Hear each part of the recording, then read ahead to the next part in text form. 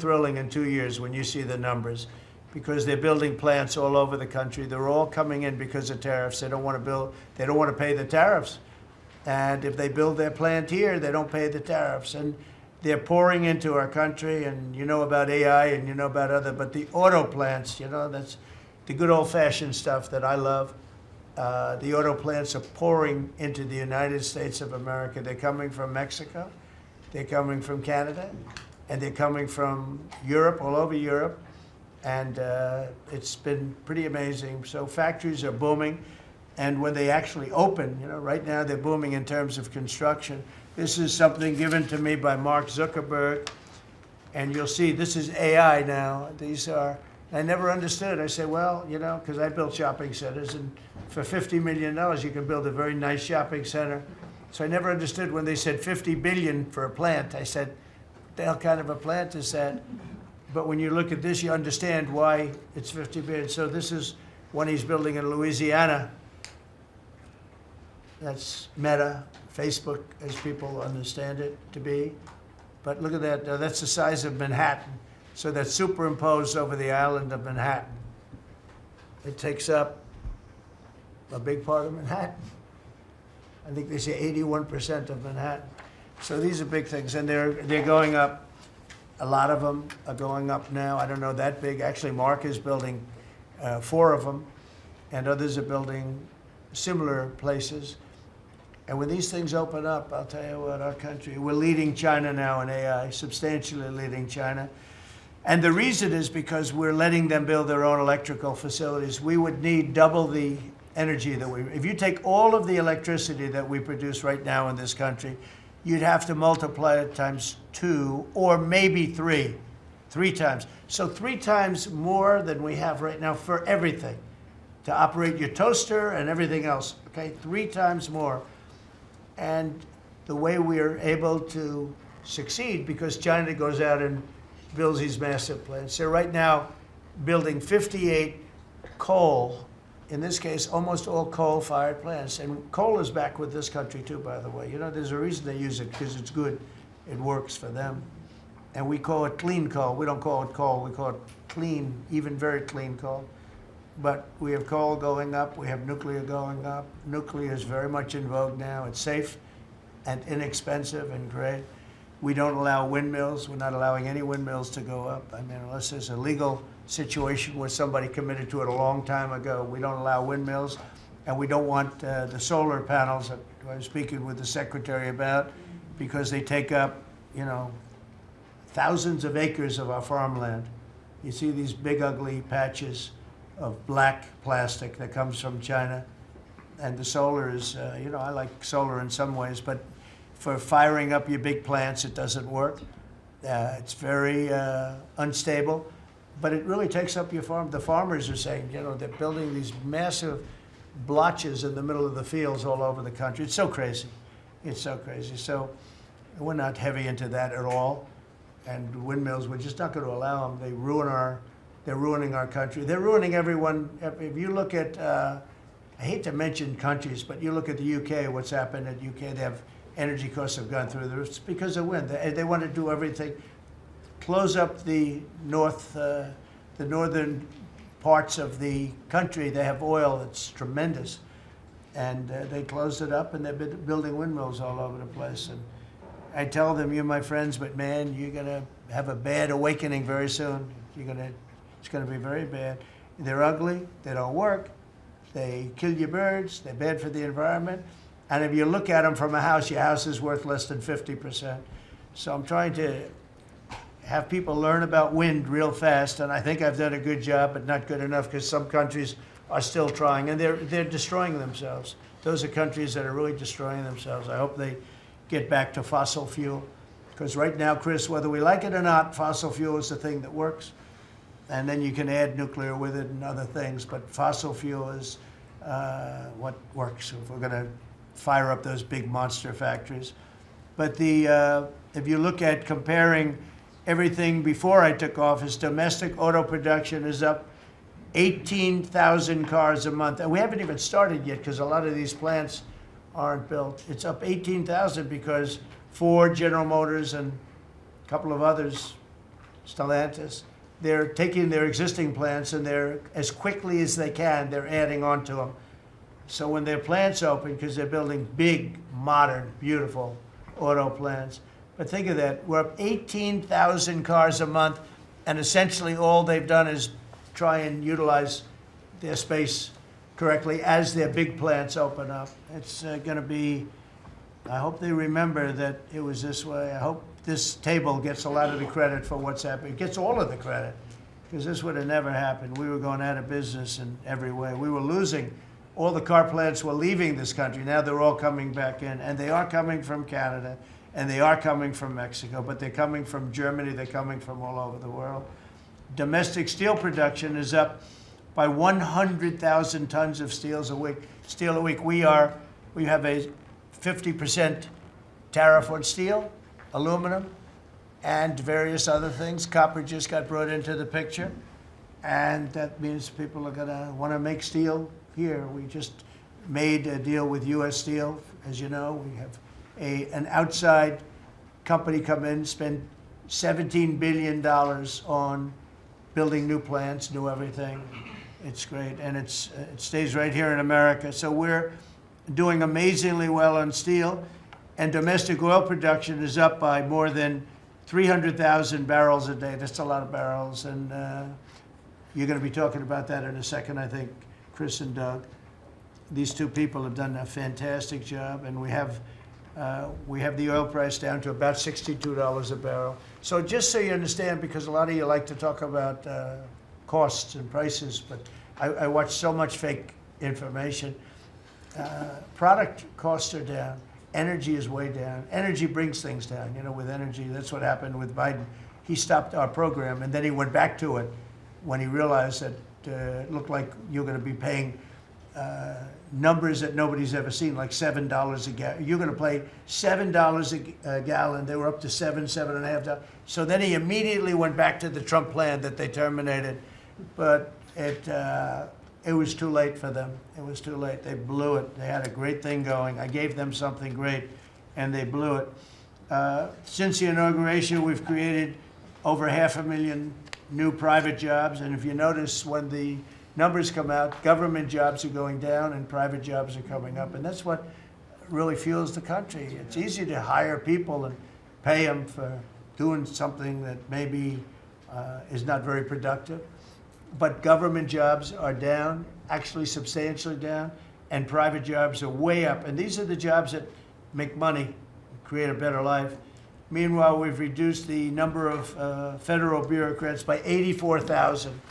So we got rid of 84,000, and I think the job numbers, you're going to see the new job numbers are going to be through the roof because of all of the different businesses that are moving into our country. And not just production businesses, autos and AI, but any business you can think of. In the world of furniture, as an example, North Carolina, I went there many times when I built a lot of hotels and things, and I'd go to North Carolina, I'd buy the greatest, they were the greatest, most talented people.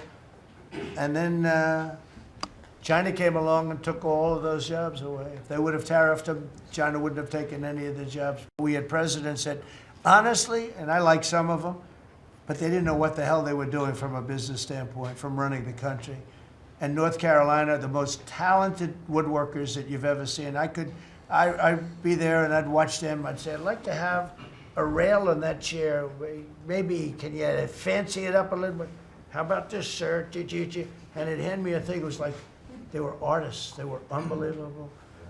And that business was stolen from us by others, not only China, but by others. All of a sudden, you're ordering your furniture from China. It was not even close to being as good, but they couldn't compete with it. If we would have said costs 100% or 200% tariff, you wouldn't have lost one job.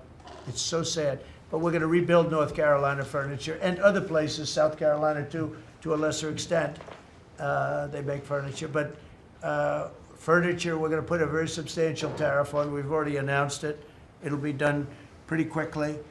And when that happens, everyone's going to start. I just tell you, North Carolina, go out and start getting the grandchildren and the children, start teaching them, because some of those incredible artists that I knew as young people, they're older people now, but they still have the talent and they have time left. but they're going to be teaching their sons and their daughters and their grandchildren.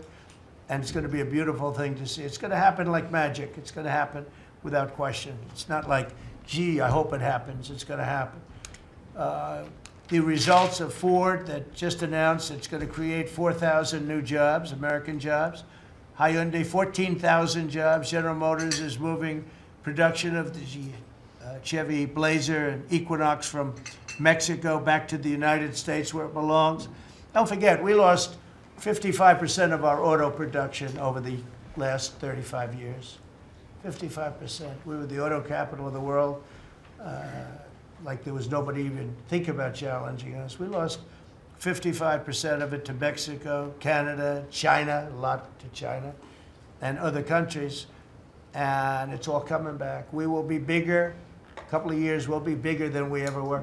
We'll be more dominant. We'll be bigger. We make great product, too. We're starting to make really great product. We're going to be bigger than we ever were. We're going to be at the level that it was when we were the only one that really, we sold to the world. And we're going to be back selling to ourselves and other parts of the world. It's not going to be the same, but it's going to be equally as important as it was in the heyday 30 years ago. But we lost more than 50% of the automaking capacity. In fact, the unions, the auto unions, as you know, the top guy didn't know me, didn't like me, and now he likes me. He says, man, I can't believe what Trump has done. But the auto workers voted for me. They understood better than anybody else. The auto workers, the Teamsters voted for me. Teamsters are great. They all voted for me. No Republican has ever gotten the support of the Teamsters and the auto workers. And now the head of the auto workers, I mean, it's so amazing. I watch them on television there. They can't even believe what happened. And I told them all what was going to happen.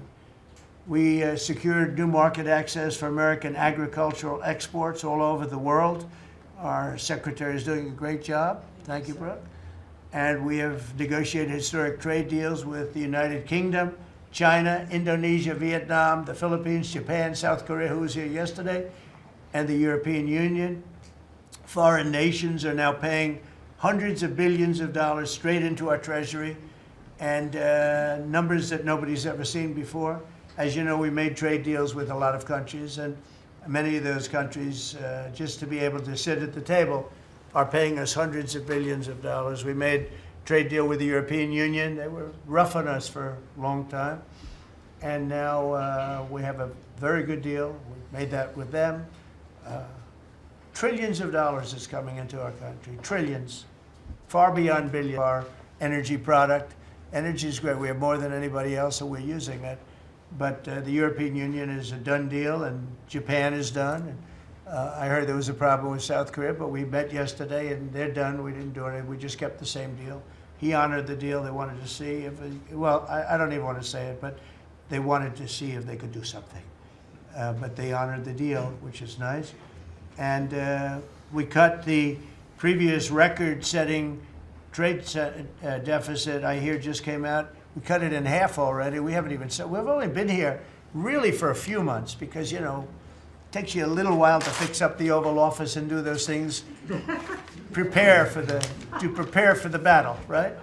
So we really only been here for a very short period of time, and we cut the trade deficit in half. Is that right? That's fantastic. I didn't even think we were going to do that. And remember, these are things that are being built. These things, you know, all these numbers, they're not open yet. When they open, you're going to see things happen in the United States that nobody's ever seen before, including our country in its heyday.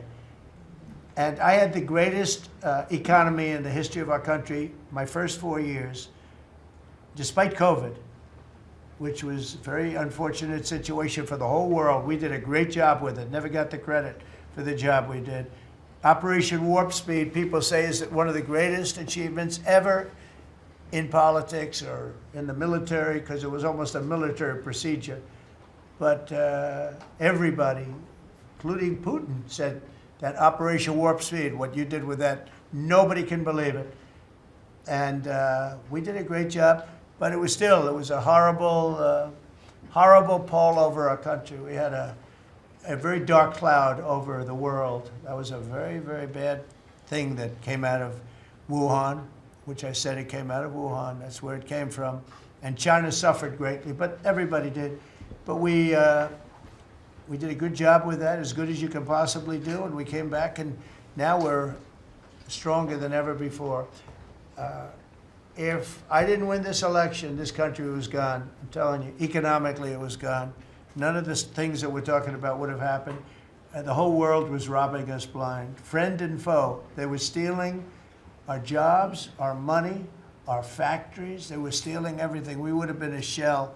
We would have been a bankrupt, broken shell. And that's the way it is, but we're doing just the opposite. Stronger than we've ever been. Last month, in a landmark achievement, I also proudly signed the largest working class tax cuts in American history. So the bill that, I'm not going to use the term great, big, beautiful, that was good for getting it approved, but it's not good for explaining to people what it's all about. It's a massive tax cut for the middle class. It's a massive tax cut for jobs. And it's, I mean, think of it, no tax on tips, no tax on Social Security. So seniors, I don't know how you can vote for anybody else.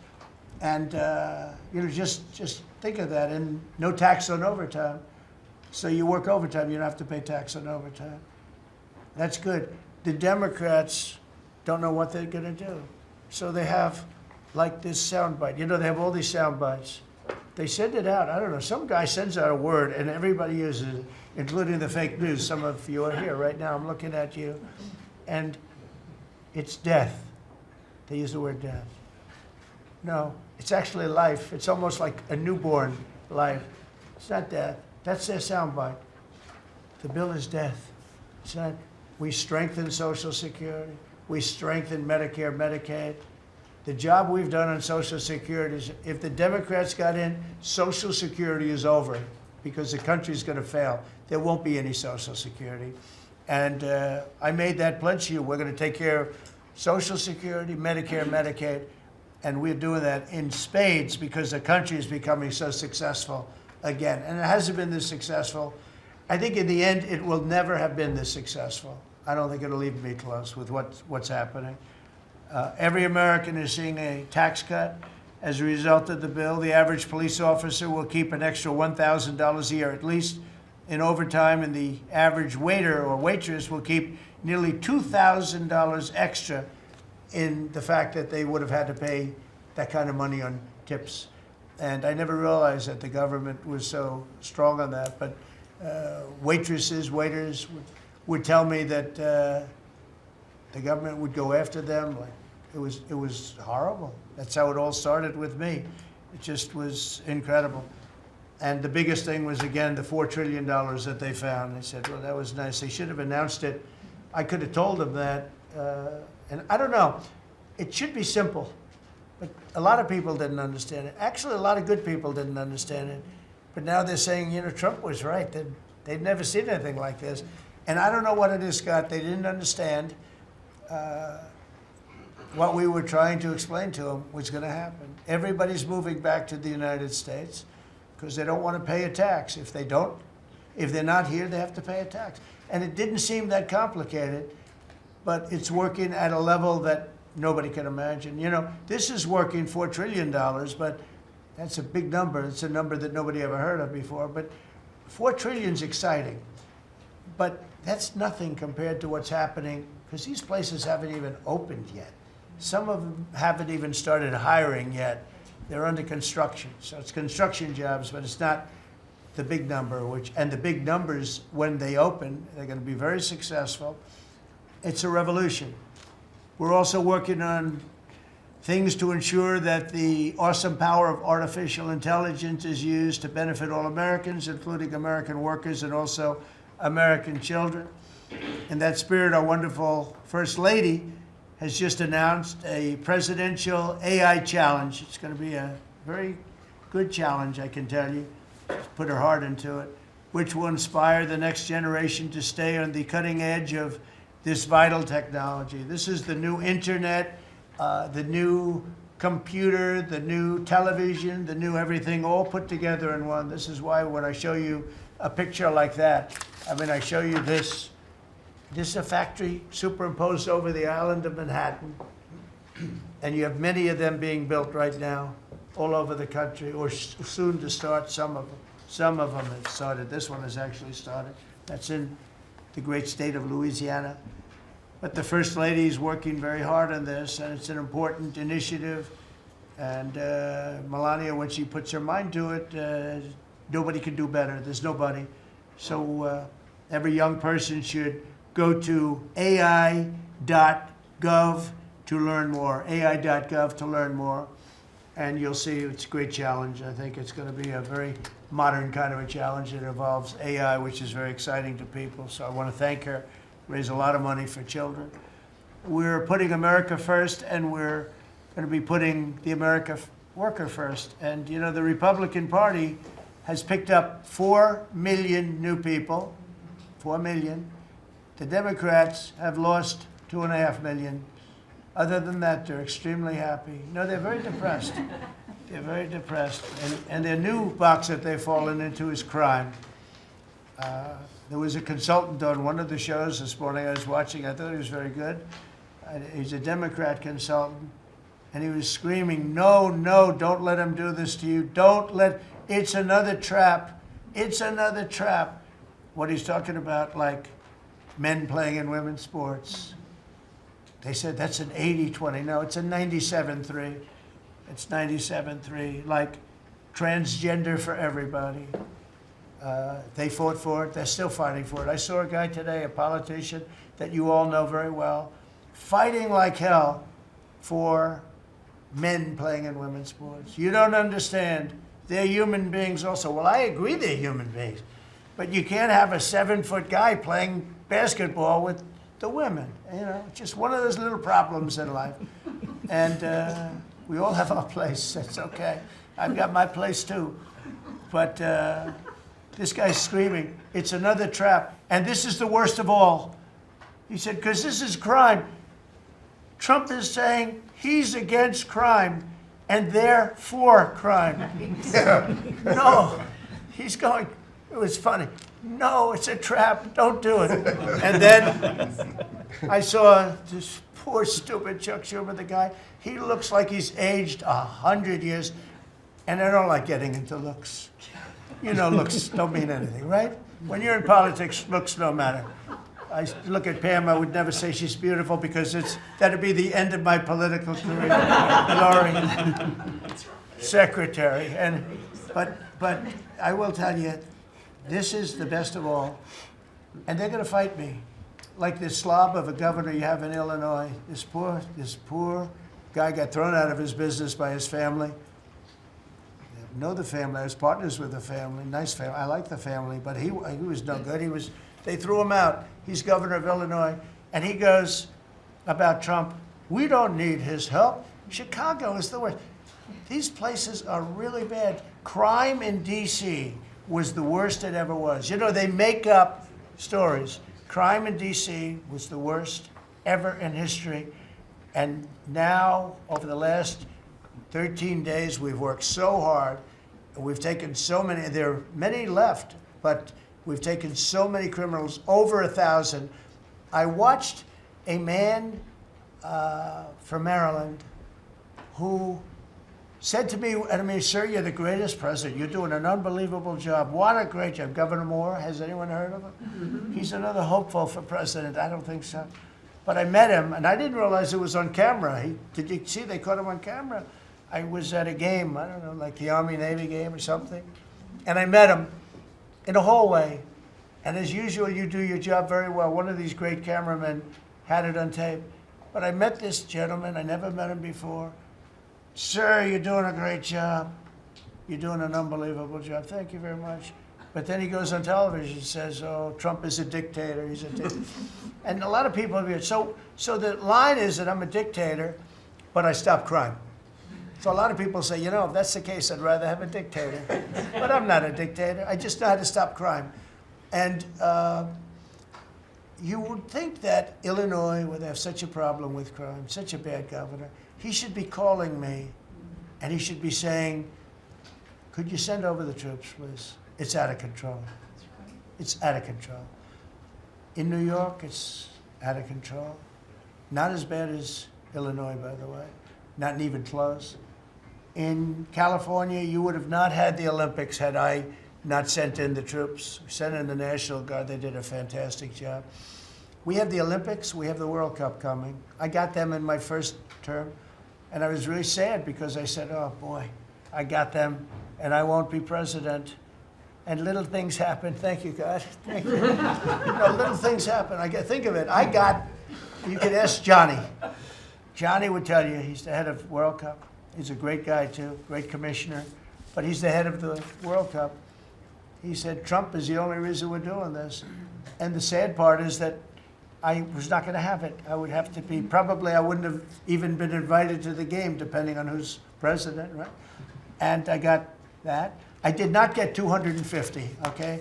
The 250th anniversary, I did not get. I'd like to claim it, if I might, but I did get that. That was whether I was president or not, it was still 250. I'd like to take credit for it. What I will take credit for is we're going to have a better celebration under Trump than you would have had under some stuff. That I'll take care of. We're going to have a safer place, Christy, because of you and Tom Homan and everybody, right? But, so we have 250 coming up. We have the World Cup coming up, which is like having 45 Super Bowls. And we have the Olympics coming up. So we're going to have a very exciting 3.5 years remaining. We're going to have a very exciting, it's going to be done properly. So I just want to tell you, our country's in incredible shape. Our military is strong and powerful and respected. We had some fantastic decisions from the Supreme Court that let us put the people into the military and other businesses that are best for the job, as opposed to some woke reason that was killing our country. That was a very strong, very powerful. You can now go into a company based on your ability, as opposed to being forced in based on some factor that cannot make our country great. That was a big decision, very, very big decision. And we've had a lot of great decisions, and we've all made some great decisions sitting around this table. I want to thank Scott. Unbelievable what's happening financially with you and Howard. And Vice President's involved in everything, and he's been great. And Marco has been, really, I think you're born for this job. I don't think you should ever run for another office. I don't think you should, really. You're so good at this. He is so good. And everybody likes him, everybody likes him. But everybody, much more importantly than I think you would say, is respect. They respect Marco. They respect all the people around the table. So what I'd like to do is, I'd like to go around the table. You seem to like it. Your audience seems to like it based on ratings. And I want to mention, about crime, because we have a young lady here, Iris, of Epoch Times. You're Iris, aren't you, huh? And I heard you were very savagely mugged in the city, and I'm not going to let that happen under this administration. That was last year. And would you like to mention what happened? Of course. So first of all, thank you, Mr. President. Do you want to listen to this? For having me here to share my story to the room and to the broader public. My name is Iris Tao. I'm a White House correspondent for NTV, the sister media of the Epoch Times. So more than 2 years ago, it was a Saturday morning in broad daylight. I was on my way to work, and a young man with a black ski mask pointed a gun at my face and threatened me to hand over my phone, my wallet, my laptop, and everything else. And when I refused, he used the butt of his handgun to strike me across the face, in the cheek, or what some people call pistol whip me, before running away. And that has deeply traumatized myself and my family. Ever since, I've never dared to walk in the street of DC at night, ever. And my family was extremely worried. So, Mr. President, thank you so much for what you're doing right now. Thank you, Iris, for being honest. Such incidents involve not just me, but also my family. If he had shot me, I could have died right there in the middle of nowhere without my families or my friends knowing, at the age of back then, I think 23. Right. Just starting my career here in DC without even starting a family. But now I'm very blessed to have this opportunity. So you had a gun pointed at your head, and you probably figured that he's going to pull the trigger, because these are animals that don't know what the hell, they couldn't care less. The pulling the trigger to him is a very minor event, and I'm sure he's done it before. So how did you, and you did refuse to give it, which would probably, maybe somebody would say that was not the right decision, right? Right. But My you friends refused, think but I'm I understand crazy. that. And then he hit you real hard. Yes. It's really amazing that you weren't shot, though, isn't it? I'm very blessed, and that's why having this opportunity to stand here to share my story today. One, I'm very grateful for God for allowing me to still survive to this day, but also to Mr. President. Thank you for now making DC safer. Thank you very much. For us, for our families, for my parents, on my behalf of my parents, and now my baby on the way. Thank you so much.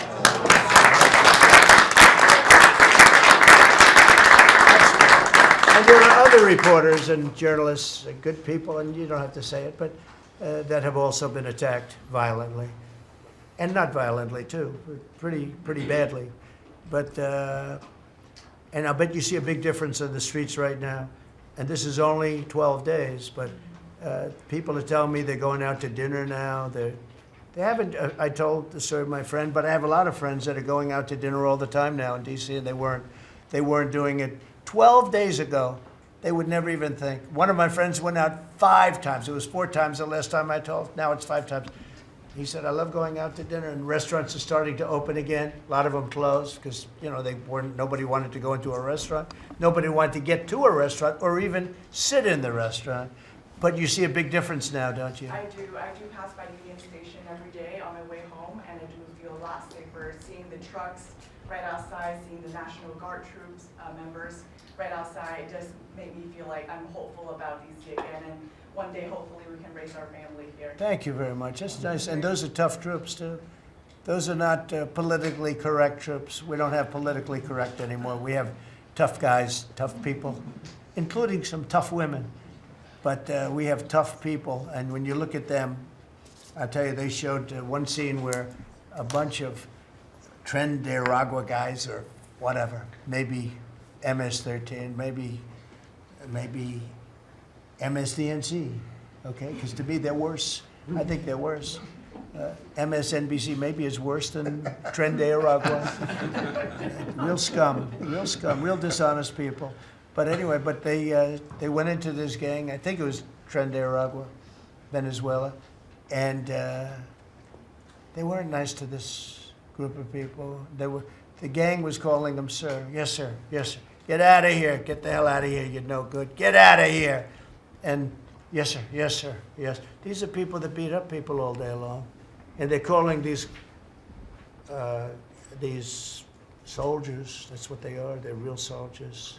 There's no games. I said, you don't have to be politically correct. And you know the way they used to spit in the face of the soldiers, with the soldiers standing like this, and you'd have some guy or some woman sometimes screaming at them from 1 inch away. They're standing there, and they're told you cannot do anything, and they start spitting, actually spitting in their face. And I said, you spit, we hit. And they're totally authorized to do that, all of those things. But your story is great, and there are other stories here, but they don't have to tell them. But some people are ashamed to tell them. They don't want to tell them. But it was like a jungle, and it's not a jungle anymore. And it's going to get so good that this will be the safest capital there is. It'll be one of the safest places in our nation, anywhere. And right now, it's one of the most unsafe places, but not now. 12 days ago, it was the most unsafe place in our nation. And they have to stop issuing false crime numbers because, I mean, I heard the mayor, and I like the mayor, you know, fine. I don't care if I like her or not. If she did her job, I wish she were a horrible person who did her job. But she's probably nice, I guess. I don't care. I want her to do a job. But they issue false numbers. She said, crime is down, you know, before we got, now they can say crime is down. Crime is very much down. But what they did is they issued numbers. It's the best in 30 years. Not the best. It's the worst. It's the worst. It's much worse. And they gave phony numbers. And then they fired the man who didn't want to write the phony numbers. He got fired. And I guess that whole situation's under investigation because it's a very important thing, Pam. I mean, if they're going to give these phony numbers, it's a false feeling that you get crime. You have to do something about it. You can't go around saying, "Oh, Washington D.C. safe," if it's not. It's going to be very safe very soon. It's very safe right now. You're going to go out, have dinner. People are going out all over the place. They're walking. I have people that work in government, strong, tough cookies. They can take care of themselves, but it doesn't help to have big, strong muscles. And I work out. If a guy's over there with a gun shooting you in your face, you can be the strongest guy in the world. Guy has a gun, shoots you in the face. It doesn't matter how much you've worked out, how many weights you've lifted, how hard you work. And so we have the toughest guys and we have the best guys. And I'm willing to go to Chicago, which is a big trouble, but we have a governor that refuses to admit he has problems, huge problems. Baltimore, Wes Moore was telling me I want to walk with the president. Well, I said, I want to walk with you too someday, but first you got to clean up your crime because I'm not walking in Baltimore right now. Baltimore is a hellhole. And this guy, I don't even think he knows it. He's another candidate for president. Between him and Newsom, you got some real beauties, I'll tell you. But if we didn't go into Los Angeles, you wouldn't have the Olympics. In my opinion, you wouldn't have the Olympics.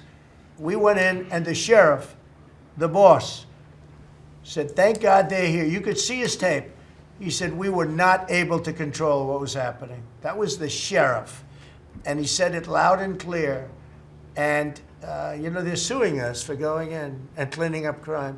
And yet their own sheriff said, on the first or second night, he said, we could have never handled. That was going to be, you were not going to have the Olympics or the World Cup, because that would be, there wouldn't be anything left.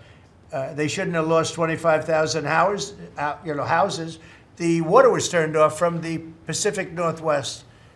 And I was after them in my first administration, turn on the water, turn it on. Nobody could have believed this could have happened. But they had no water in the fire hydrants. They had no water in the sprinkler systems that people put up in their ceilings. There was no water.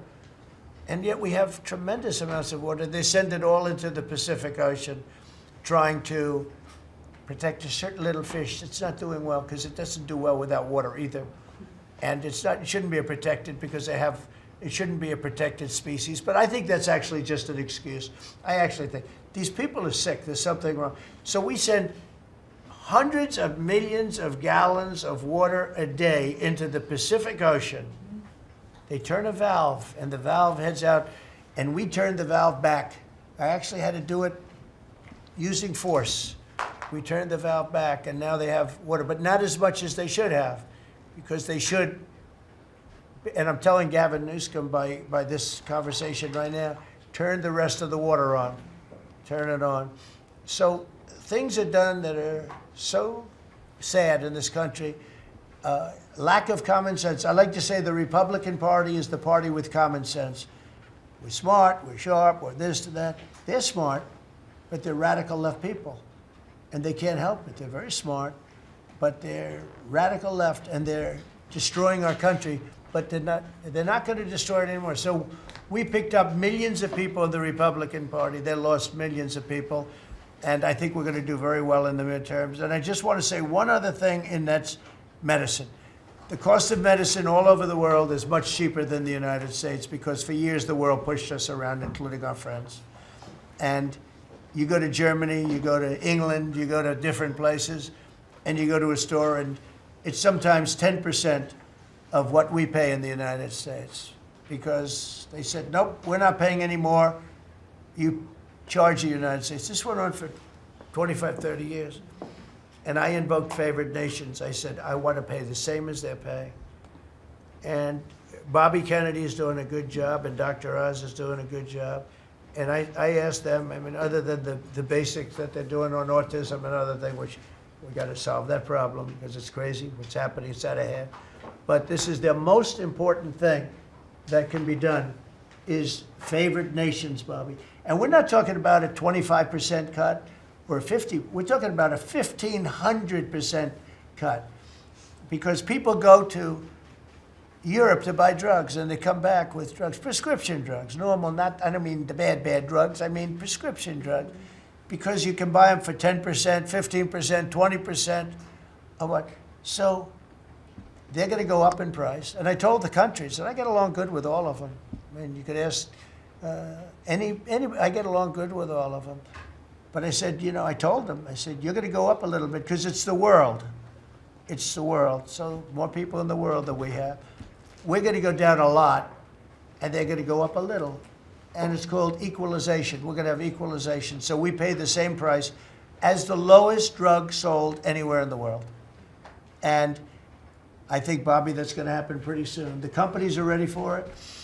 They had to go for years. I was with a very great gentleman from Eli Lilly. I think he's an incredible executive. I mean, I'll mention the company and I'll mention him because we had this argument my first term, and then we had it in my second term.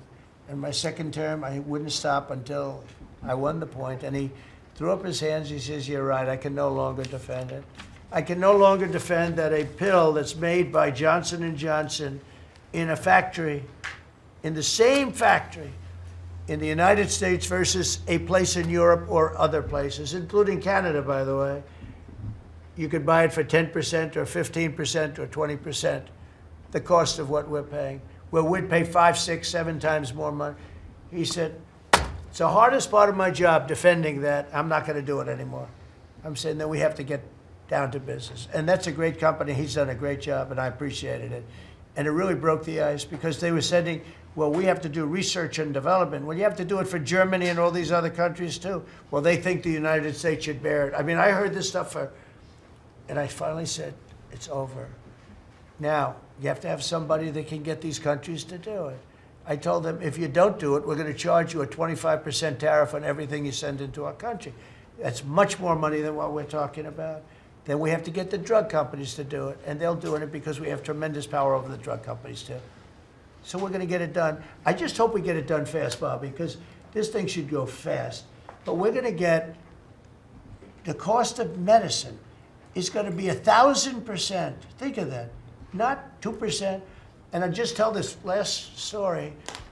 When I was in my first term, in my last year, I was so proud of myself because drug prices went down for the first time in 28 years under my administration.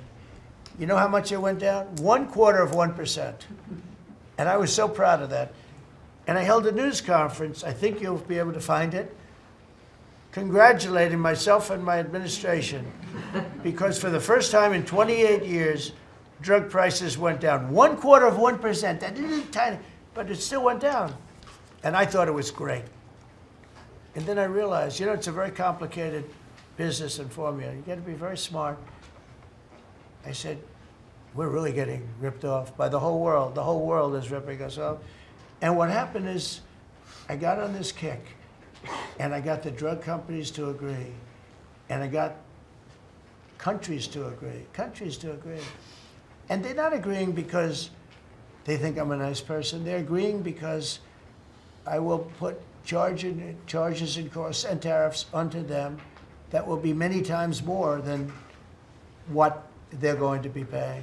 So the companies are there and the countries are there. And we got to get it done, Bobby. We got to get it done. And we're going to have the biggest price of it. Now, that's going to lower Social Security, Medicare, Medicaid. This is going to lower everything because drugs go for everything. It's going to have the biggest impact, I think, of anything that can possibly be done. But your costs are going to be going down for medicine, for prescription drugs, will be going down at levels that nobody ever thought possible. And that's going to happen in a matter of a very short period of time. And we're all set with the countries, and we're all set with the companies. That's all you need, the two. And the middleman gets cut out. Under this scenario, the middleman doesn't exist anymore. That was the other thing. They always blamed the middleman. I said, who are the middlemen? Nobody knew who the middleman was. You know, That's right. They had the most complex formula. It was genius, but they didn't get away with it. So I'm counting on Bobby. Do you want to start, Bobby? Maybe we'll start with you. You can start with that and then go on to what we're talking about. We are deep into MFN negotiations, most favored nation status negotiations with 14 companies. Howard Lutnick is a breath of fresh air, and I think he's going to help us get across the finish line with the leverage that we have from tariffs. They're smart. Don't let them get away with it, Howard. Well, the combination of Bobby's MFN and the 232 Pharmaceuticals, which we launched together, Right. when you put those two together, it really gives Bobby the tools to go execute your plan. So I'm supporting Bobby as he executes his plan. Good. Brett? Yes. And this cabinet meeting is supposed to be about working Americans and bringing jobs back to this country, and particularly rural America. And I want to mention the big, beautiful bill. Right now, we spend 7% of Medicaid dollars on rural hospitals. So they're getting the short end of the stick. It's about $19 billion a year. Under the Rural Transformation Program, we give them an extra $10 billion a year. So we're raising an infusion of cash to rural hospitals and rural communities by 50%. It's going to be the biggest That's good. infusion in history, and it's going to restore and revitalize That's so these good. communities. And we can't survive as a nation if we don't honor our rural communities, which are the source of our values, our virtues, our character, our economy, our food. And you are bringing that back. You are bringing those communities back. I wanted to talk, because you mentioned the wind farms, we now have an interdepartmental coalition, a team, which is Doug Burgum and Howard Lutnick and Chris Wright and Pete Hegseth, who are all working on this issue. And Lee, who are all working together on this issue. We're meeting together. There are right now 11 wind farms planned that were launched during the Biden administration. Between Maine and Virginia, it's 1,130 towers. These towers are twice the size of the Washington Monument. The blades on them They're are massive. It's so crazy. the Go ahead. blades are 350 feet long, one blade. One of these blades blew up on Nantucket last summer, and the water was filled with shards of glass, of sharp glass, so it's dangerous to swim.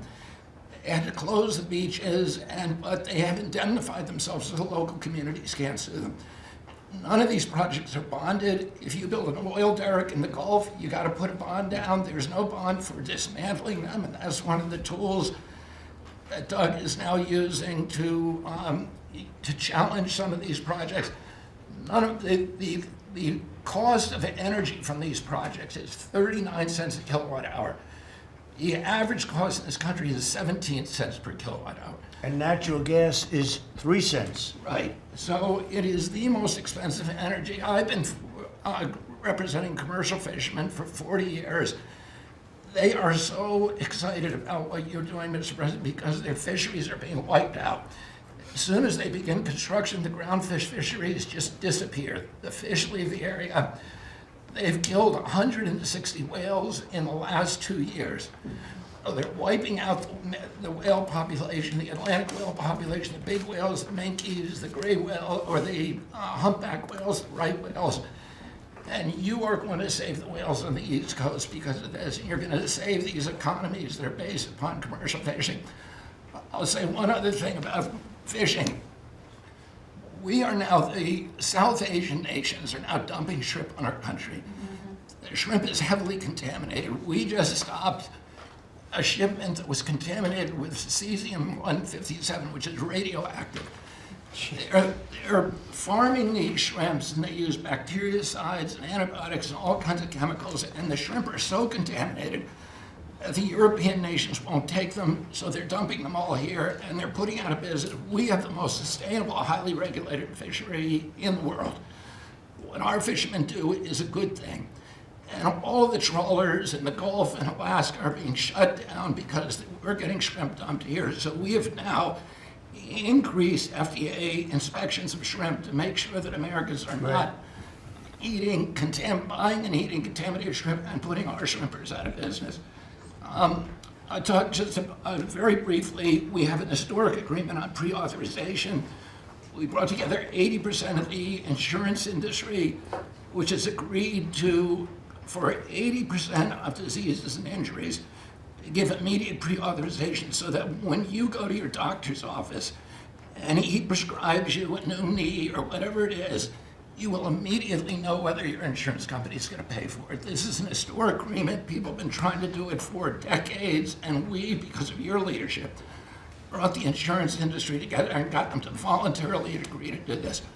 Similarly, we made another historic agreement with personal health records. The 60 biggest tech companies in our country have all agreed to allow Americans for the first time access to their personal data, which they own, which these companies have been monetizing without permission. You're going to be able to see by next year all of your health records on your cell phone. It's going to save lives. It is going to fuel an infusion of technology into that space where people can access those records. They can compare their diet to what they personally need, and we'll have personalized medicine. We are doing price transparency. You passed this during your first term, and then the Biden administration refused to enforce it. We've now brought at HHS, under your leadership and my leadership, more enforcement actions than during the entire 4 years of the Biden administration. Right. So we're going to have that kind of price transparency. I'm working with Linda on forcing medical schools. And the MCATs, the people who administer the MCATs, the people who do accreditations, to put nutrition into medical school education. Right now, 25% of the doctors in this country do not feel competent to give nutritional advice. 70% of diabetes cases can be reversed or ended if you just change people's diets, and the doctors don't know how to advise it. They only know how to prescribe the drugs. We're going to change that, so if you come out of a medical school under the Trump administration, you are going to know about diet. And then finally, most importantly, the Pete and Bobby Challenge. I want to give an update. Pete got, or I got 5 minutes and 48. It's 100 push-ups, 50 pull-ups, and you try to do it within 10 minutes. I got 5 minutes and 48 seconds. Pete beat me. I'm still bitter at that. 5 minutes and 25. The cabinet leader is Scott Turner. You beat me. That's You good. got 5 minutes and 15 seconds. I'm waiting for reports from the rest of the cabinet. The only exemptions currently existing is if you can hit a 50 at Bedminster, which President Trump did with Bryce and DeChambeau, so he's the only one exempt in this room. Everybody else. That's great, Bobby. Bobby, autism, if I could, just, I don't want to go too long because we have a lot of people, but the autism is such a tremendous horror show, what's happening in our country and some other countries, but mostly our country. How are you doing on that? We are doing very well. We will have announcements as promised in September.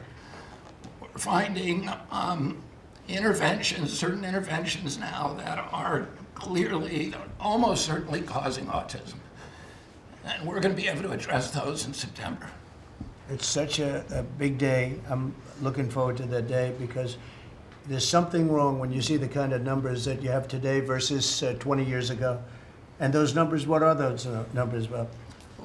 In 1970, the biggest epidemiological study in history was done in Wisconsin. They looked at 900,000 children, and they were looking for autism. They knew what it looked like, and they were very, very precise about it, and they found an incident rate of 0.7, in other words, less than 1 per every 10,000 children. Today, our most recent numbers are 1 in every 31 kids. It's probably actually much worse than that because California, which has the best collection system, is reporting 1 out of every 19 children, now American children, has autism, 1 in every 12.5 boys.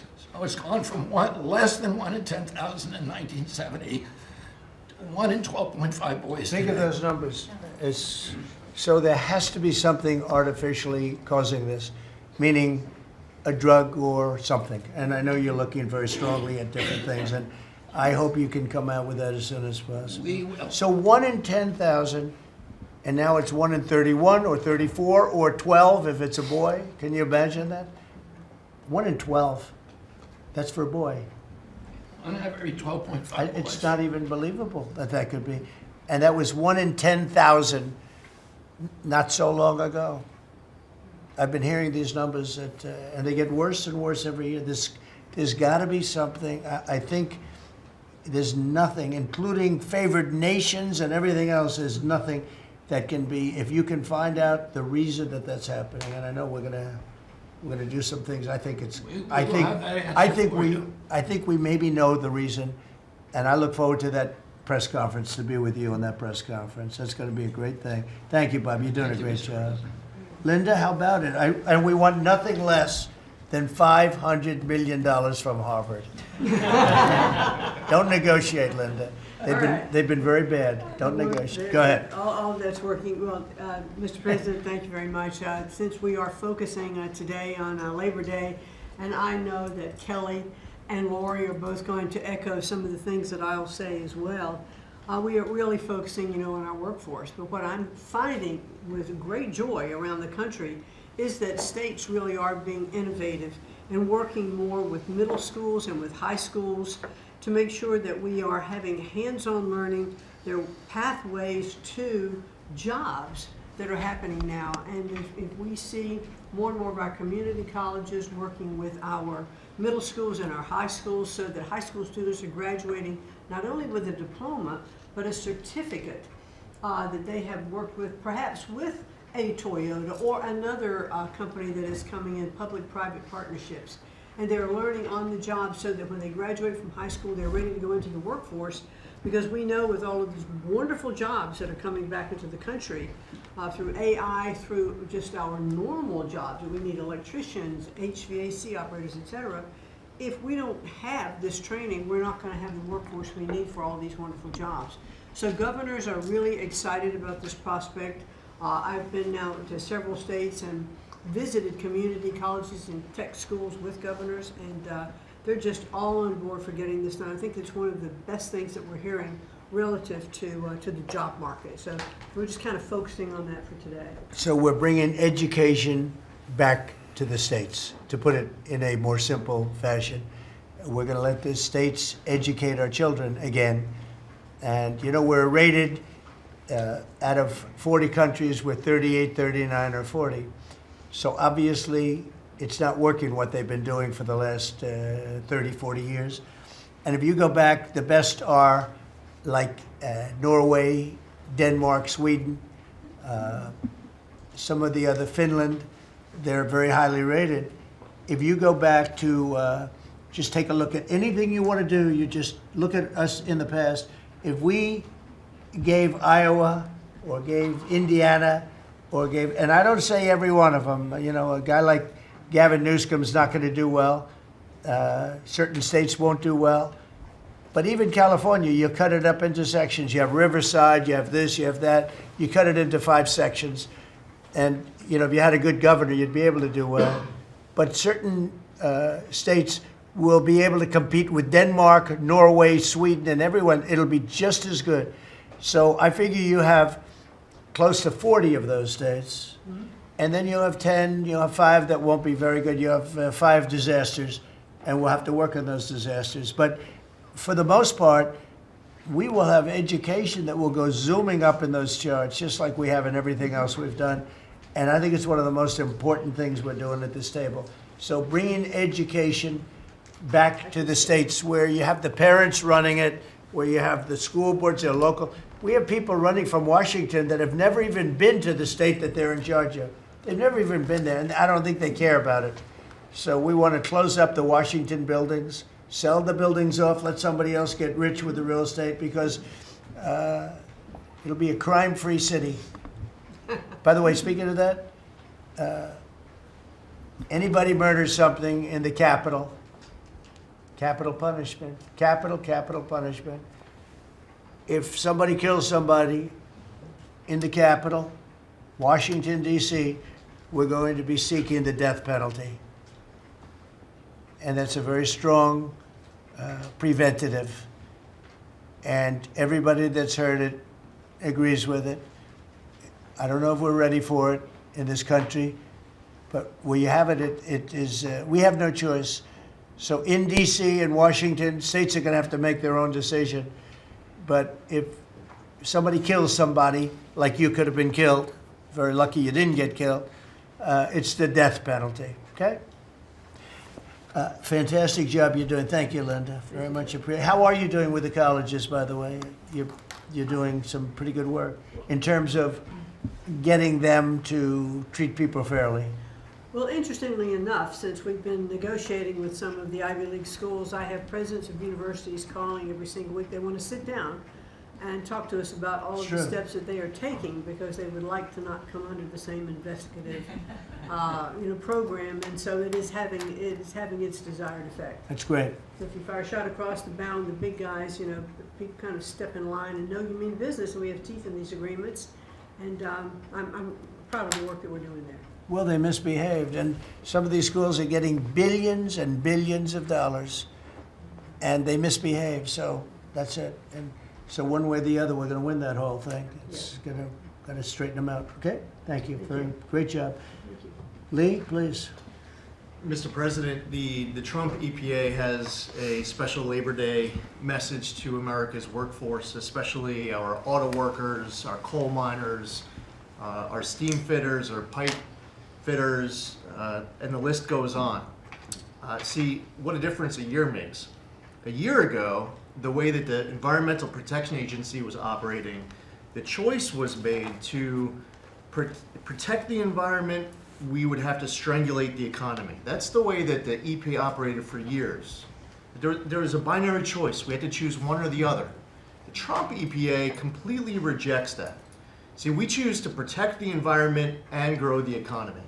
And a very special shout out to Russ Vogt and his team at the Office of Management and Budget. We give him a lot of work. He's happy to do it.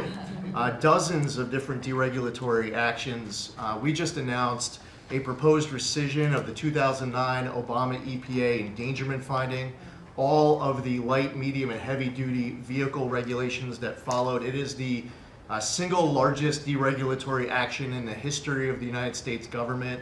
And when you add up the dozens of different actions that we have announced and that we're working through, in one agency in 1 year, we'll do more deregulation than entire federal governments have done across all agencies, across entire presidencies.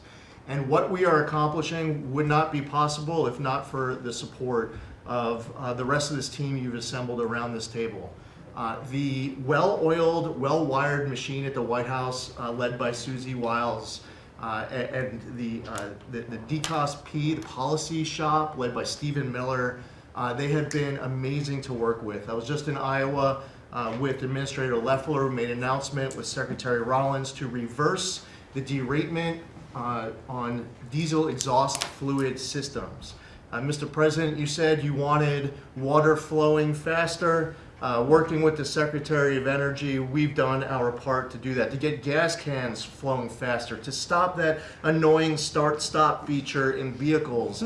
See, people out there might say, well, why are you focused on all of these little things? If it's little to you, it doesn't mean that it's not a very big deal for millions of other Americans. The charge was clear when you called me in November and you asked me to do this job. Clean air, land, and water for all Americans. Unleash energy dominance. Advance cooperative federalism, permitting reform, make America the AI capital of the world, bring back American auto jobs. What we are accomplishing now, again, wouldn't be possible if not for your leadership. I'm grateful to the American people for electing you and our amazing Vice President. I was just in Mexico City announcing and signing on behalf of the Trump administration an agreement with Mexico for a permanent solution for the Tijuana River sewage crisis, which you have been so outspoken and passionate about in our conversations. It would not be possible if not for Secretary Rubio, Deputy Secretary Landau, U.S. Ambassador to Mexico Johnson. The team at the State Department has been incredible. The work with the NEDC on permitting, to be able to get new pipelines built, to get new factories started. The list, it's amazing. You know, somebody out there might not realize the relationship between the Environmental Protection Agency and the Department of Defense.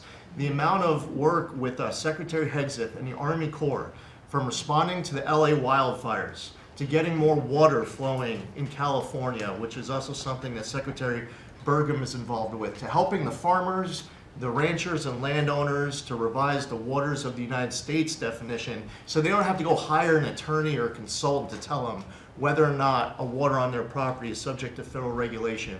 Thank you for putting this entire team together. It's an honor to be at the Trump EPA, where we choose to both protect the environment and grow the economy. It's a very happy Labor Day for America's workforce. And Lee, in Los Angeles, if you could, because of the fires, Lee was there, and as you know, we have very strict federal rules having to do with the rebuilding of those houses. And Lee was able to get the approvals done for everybody immediately. It was so fast, nobody could believe it. And the mayor and the governor still haven't gotten them their approvals. And they're going to have riots out there for that reason. These are great homeowners. They want to build a house. They can't get approved because you have the mayor, Bass, who has no idea what she's doing. And you have a governor who is just such a bad governor. And the people are unable to build their house. The toughest permit to get was the federal permit by far. And yet he got them all in a short period of time after the fire. How long did it take? Well, Mr. President, you came in, signed an executive order, and told the EPA that we had less than 30 days to complete our hazardous material removal, which the initial response, once all of our heart rates went down a bit, was just to figure out how to get it done. We got it done in just less than 30 days. The Army Corps of Engineers then comes in for the debris removal. The federal government, in clearing over 13,000 properties that were destroyed because of these wildfires. We've got to the point today where property owners all across Los Angeles, they're grateful to the Trump administration. They're happy that we did our part, but they are desperate to rebuild. And there is not a single green light approval that they are waiting for from the Environmental Protection Agency. The EPA and the Army Corps of Engineers proudly have done our work. It's important for those local officials to let these property owners build on their land. It's their property. It doesn't belong to the mayor of Los Angeles. And they need to represent their people better. They're ready to build. When will they have their permits from Los Angeles? Well, here's the problem, Mr. President, is that they have been ready since the moment we were done with the federal part. I mean, I was visiting a week after. Actually, I thought my first trip was going to be to Los Angeles. However, the moment I got confirmed, the vice president said, "You're going to East Palestine right away." So that actually ended up being the first visit because the vice president's so passionate about that from the great state of Ohio. Then we went to Los Angeles from there. We're talking about the beginning of February, where we were meeting with property owners already. They were already all set up. They had the contractors.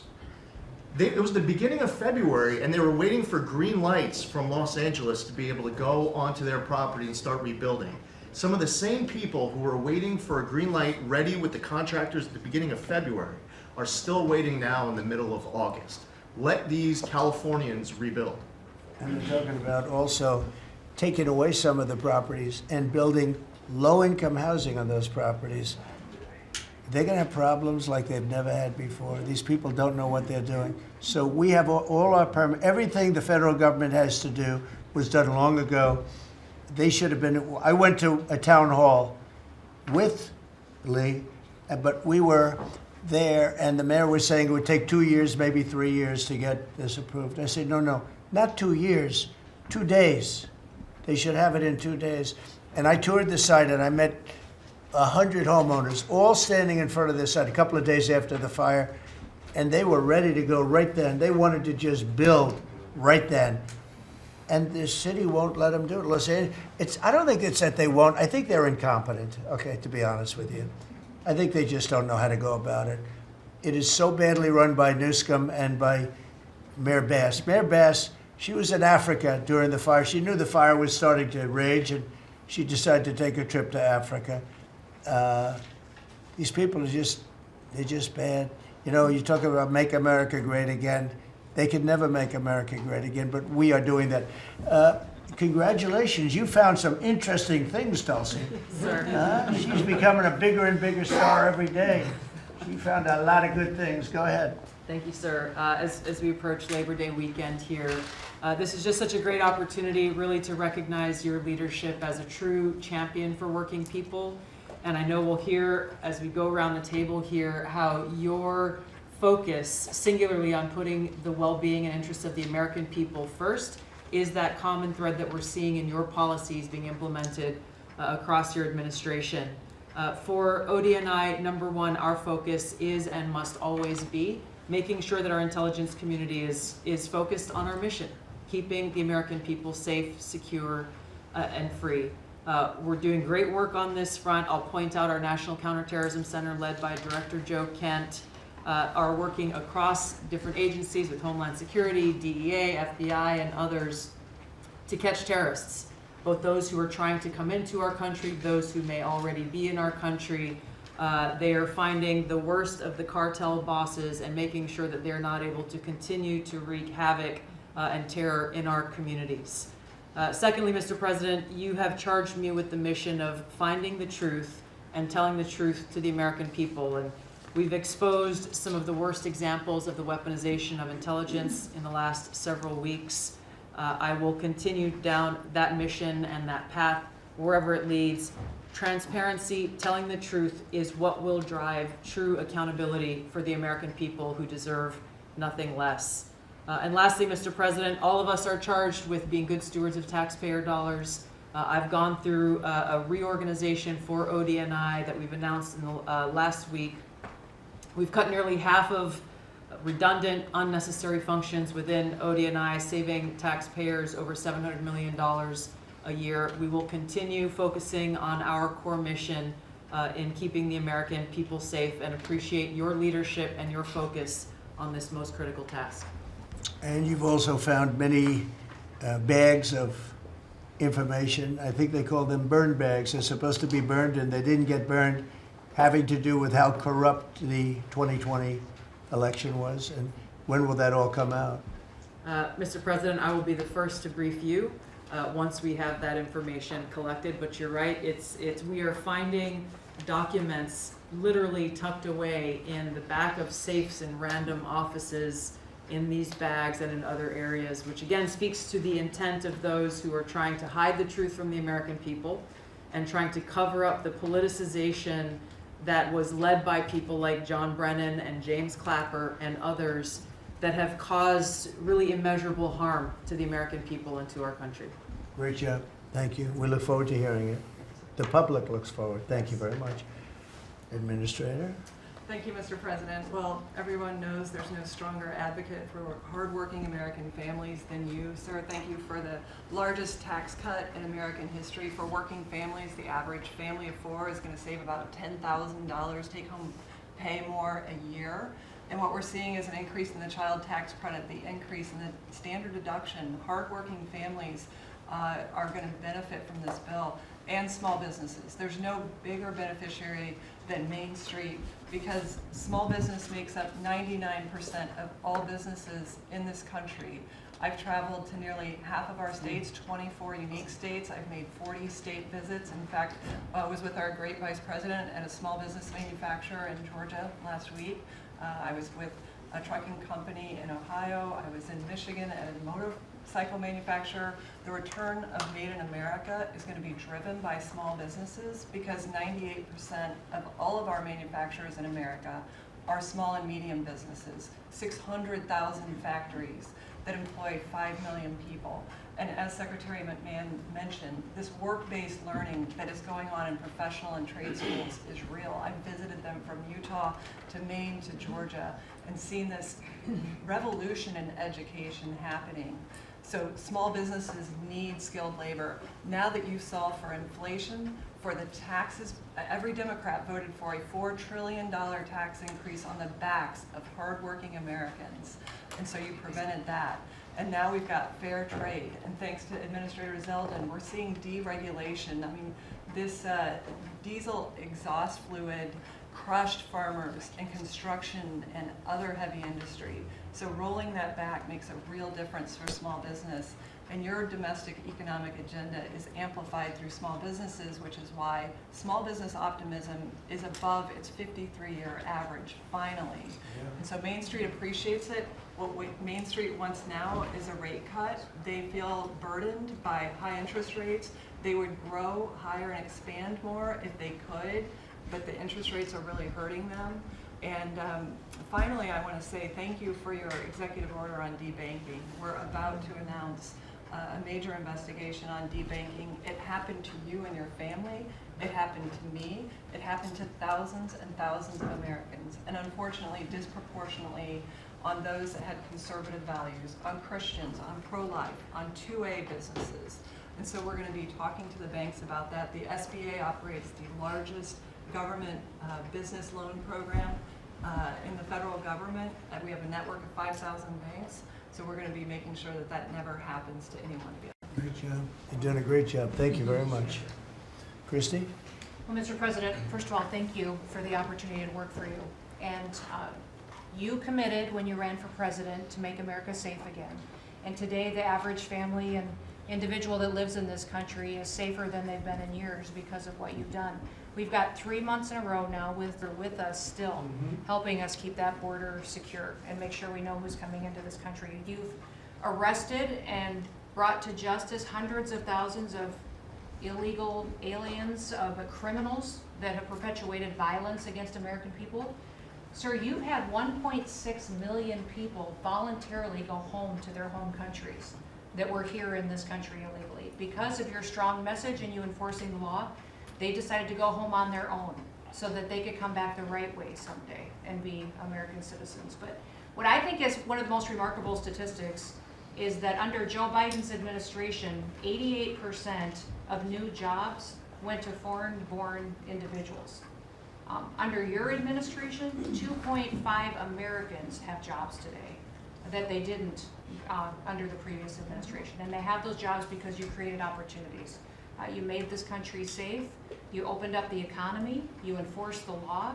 Now people can get up and provide for their families and go to work every day and be confident in that. And the last thing I would say is that it's incredibly important to know that every one of those illegal aliens that has gone home, they were costing us about $8,700 to $9,000 a piece in what they were taking out of our social programs, out of Social Security. You've saved this country billions of dollars, about $15 billion, just in what those illegal aliens were costing us in social programs. I've cut over 450 different contracts at the Department of Homeland Security.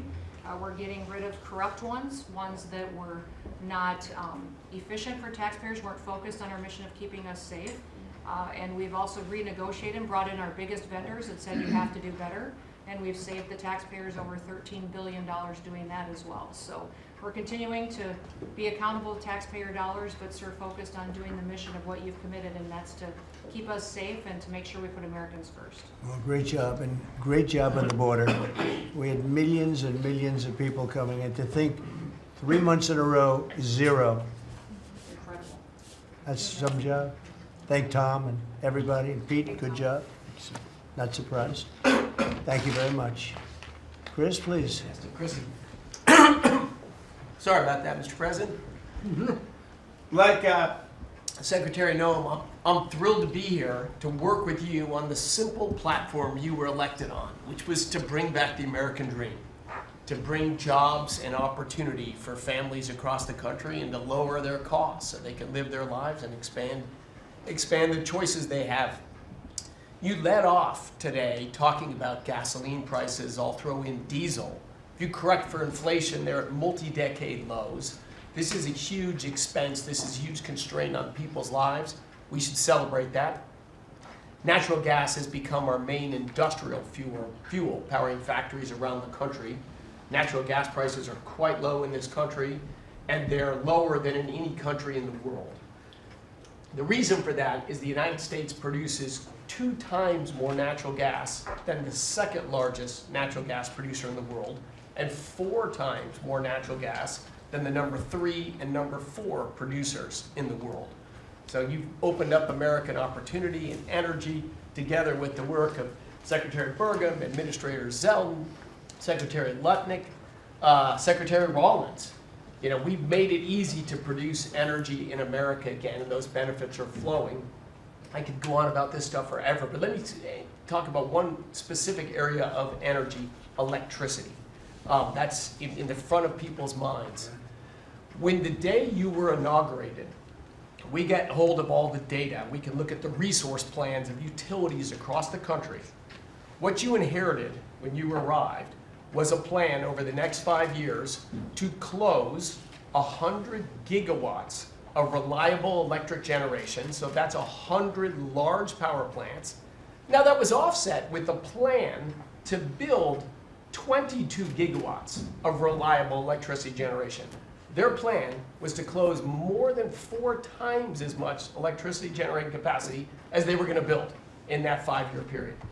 How do we lead the world in artificial intelligence if we're shrinking our supply of reliable electricity? How do we reshore steel and aluminum and automobiles and semiconductors and all those jobs Americans want back in our country when we're degrading and shrinking our energy system? We were going to hand that leadership to China in artificial intelligence, not just to our economic loss, but to our huge national security loss. Your team around this table, and almost everyone around this table is involved in it, is just to completely pivot dramatically.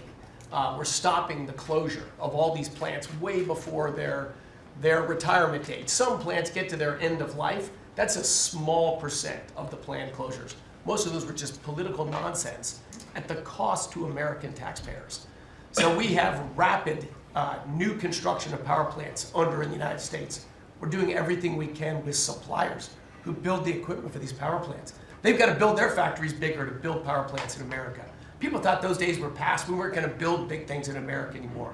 We're just going to keep sending it over to Asia and overseas and just buy other people's stuff. Totally nuts economically, totally nuts for national security, and of course crushing for working Americans, particularly Americans that work with their hands. But we are seeing a revitalization of those people, of that optimism. You showed that picture of that plant being built in Arkansas, dozens of those under construction, just in artificial intelligence.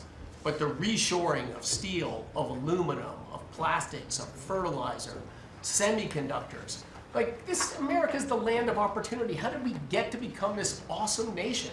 Because we believed in the American dream and we leaned in on it. But the wealthy in our country and the coastal elites that live away from where stuff's actually made, they just lost their way, and politicians just let them have it. Your tireless campaign and your relentless messaging made people realize the American dream isn't dead. It's just been smothered, and we're unsmothering it and setting it loose. God bless your efforts. God bless your assembly of this team around this table for bringing the American dream back. Yeah, thank you, Chris, very much. Great job you're doing. Appreciate it. Lori, please. Mr. President, everybody here who spoke works at the Department of Labor, clearly, which I love. They have all the correct talking points, but I think that's a testament again that we are all working together every single day. We talk to each other often, and the workforce, the skilled workforce, the education factor, retirees, it's been so important because they all touch the Department of Labor, and I have the opportunity to work with every single one. If you all haven't stopped by the Department of Labor, Mr. President, I invite you to see your big, beautiful face on a banner in front of the Department of Labor, because you are really the transformational president of the American worker, along with the American flag and President Roosevelt, because we're bringing business and labor together. And I was so honored to unveil that yesterday, and everybody is taking note of that. You also mentioned crime, and I think it's been important for my colleagues to recognize that now American workers can return to work and feel safe. That business owners aren't shutting down their businesses because they're afraid they can't protect their workers, and now it's open for business again, and it's starting right here in our nation's capital. Many things have been mentioned about consumer confidence up, unemployment is holding steady, and more than 2 million net jobs for native-born Americans has been key under your leadership. 84% of the workforce and jobs has been produced by the private sector. I think that was the mission of this administration and the Department of Labor. And I will continue to say for a little bit longer, until I heard you today, the one big beautiful bill, because it equals one big beautiful workforce. And Congress passed this legislation. It probably will be the single most important bill that they did sign, because it is protecting our American workforce by expanding Pell Grants and child care and reduction in taxes, that they can keep more of their hard-earned dollars. I am at the Department of Labor announcing $30 million in grants for our skilled workforce, that I have an MOU with Secretary McMahon. I have an MOU with Administrator Leffler. That's important to share the data points on how important this is. In June, we awarded nearly $84 million in grants for the capacity of what? Registered apprenticeships, an executive order to have 1 million active apprentices across this nation, where we've already registered 185,000 since in the last few months. One of the other things that we have done is the Biden administration's guidance on cryptocurrency. And thanks to you and your leadership on that, we've rolled that back. And of course, we're going to see the 401k, the investors in our alternative assets. That's been key through the Department of Labor to work through. Partnering with our agencies, again, as I mentioned before, is important as we work together. I have visited, I'll be 31 states on my 50-state tour by the end of this month. I'm headed with Secretary Duffy, with the South Korean President Lee today as we move through the shipbuilding. We will do that in Philly, and then I'm off to New England to talk to those states about how important the apprenticeship program is. But while I visited Hexel in Salt Lake City, 100% domestic carbon fiber for the Department of Defense as they produce. They are announcing another $1 billion investment per your executive order on advanced manufacturing. So it is working. Everything that you have been saying since you were elected and since we all can put into play has been working. Ohio, McDonald's is investing 375,000 new jobs. The shrimpers I visited as well, and they need our help in protecting that industry for our American fishermen and shrimpers. In Minnesota, I toured Cambria. When we're talking about quartz countertops, all made in America. And again, in Oregon, where we are expecting a crackdown. Thank you for what you are doing with your agents on ICE, and thank you for the prosecution that I hope you will come to Portland, Oregon, and crack down. But while there are still good people, I was able to visit Buckeye Pacific, really a trading floor for the timber industry. So we still want to focus on great, hardworking American businesses. Mr. President, I couldn't be more excited to ring in Labor Day in Erie, Pennsylvania for the Labor Day Parade. I will be there to welcome it. It is an honor to serve this country. It is an honor to serve under your administration as the Labor Secretary, and we will kick off, and Republicans will own Labor Day again, not Democrats. We will own it because we are, and you are the president of the American worker. So thank you for everything that you've done. Thank you very much, Lori. Absolutely. You're doing a fantastic job, and I will tell you that Lori was recommended by the Teamsters. And I said, that doesn't really work, does it? And it turned out to be one of our best choices. So I just want to thank you and Sean, who, as you know, recommended you very strongly. You've really turned out to be a gem. Thank you. I was able to talk to the president on the phone the other day. He called and we visited, and he said, but I know that you were, you know, a little bit middle of the road and not so sure. I said, Mr. President, I have been a Republican. He's like, what? Wait, what? Now I like you even more. So, You're doing a great I job. appreciate it. Thank you, Lori. Thank you. Thank you. Pam? President, I'm working with everyone around this table almost daily on legal issues that we're winning on. But today, because it's Labor Day, President Trump, if I could focus on public safety, not only domestic, but from our foreign adversaries. And Secretary McMahon, I know you know, kids are out of school this weekend. It's Labor Day. And Secretary Duffy, you know, our highways are going to be packed with travelers coming to not only our nation's capital, but all over this country. We're also going to have boaters, Secretary Duffy, right, on our waterways. It is illegal to be under the influence and on a boat. So get a designated boater if you're out on our waterways, whether it's the Potomac or the Gulf of America or the Pacific. Wherever you're out this weekend, people need to be safe. And on an international level, Secretary Rubio, thank you for all your help on everything we're doing, and everyone around this room. But yesterday, there was a big, big win. El Mayo pled guilty, and he was the co-founder of Sinaloa cartel with El Chapo. And there's even a Narcos Netflix series about these guys. Well, now we know the ending. He's going to die in an American prison. They are one of the worst, El Chapo and El Mayo, some of the worst narco traffickers in our world. And he will spend life in prison now. And that's so important because those guys and others throughout this country, throughout this world, have brought into our country drugs, cocaine, heroin, fentanyl, methamphetamines that's killing our kids.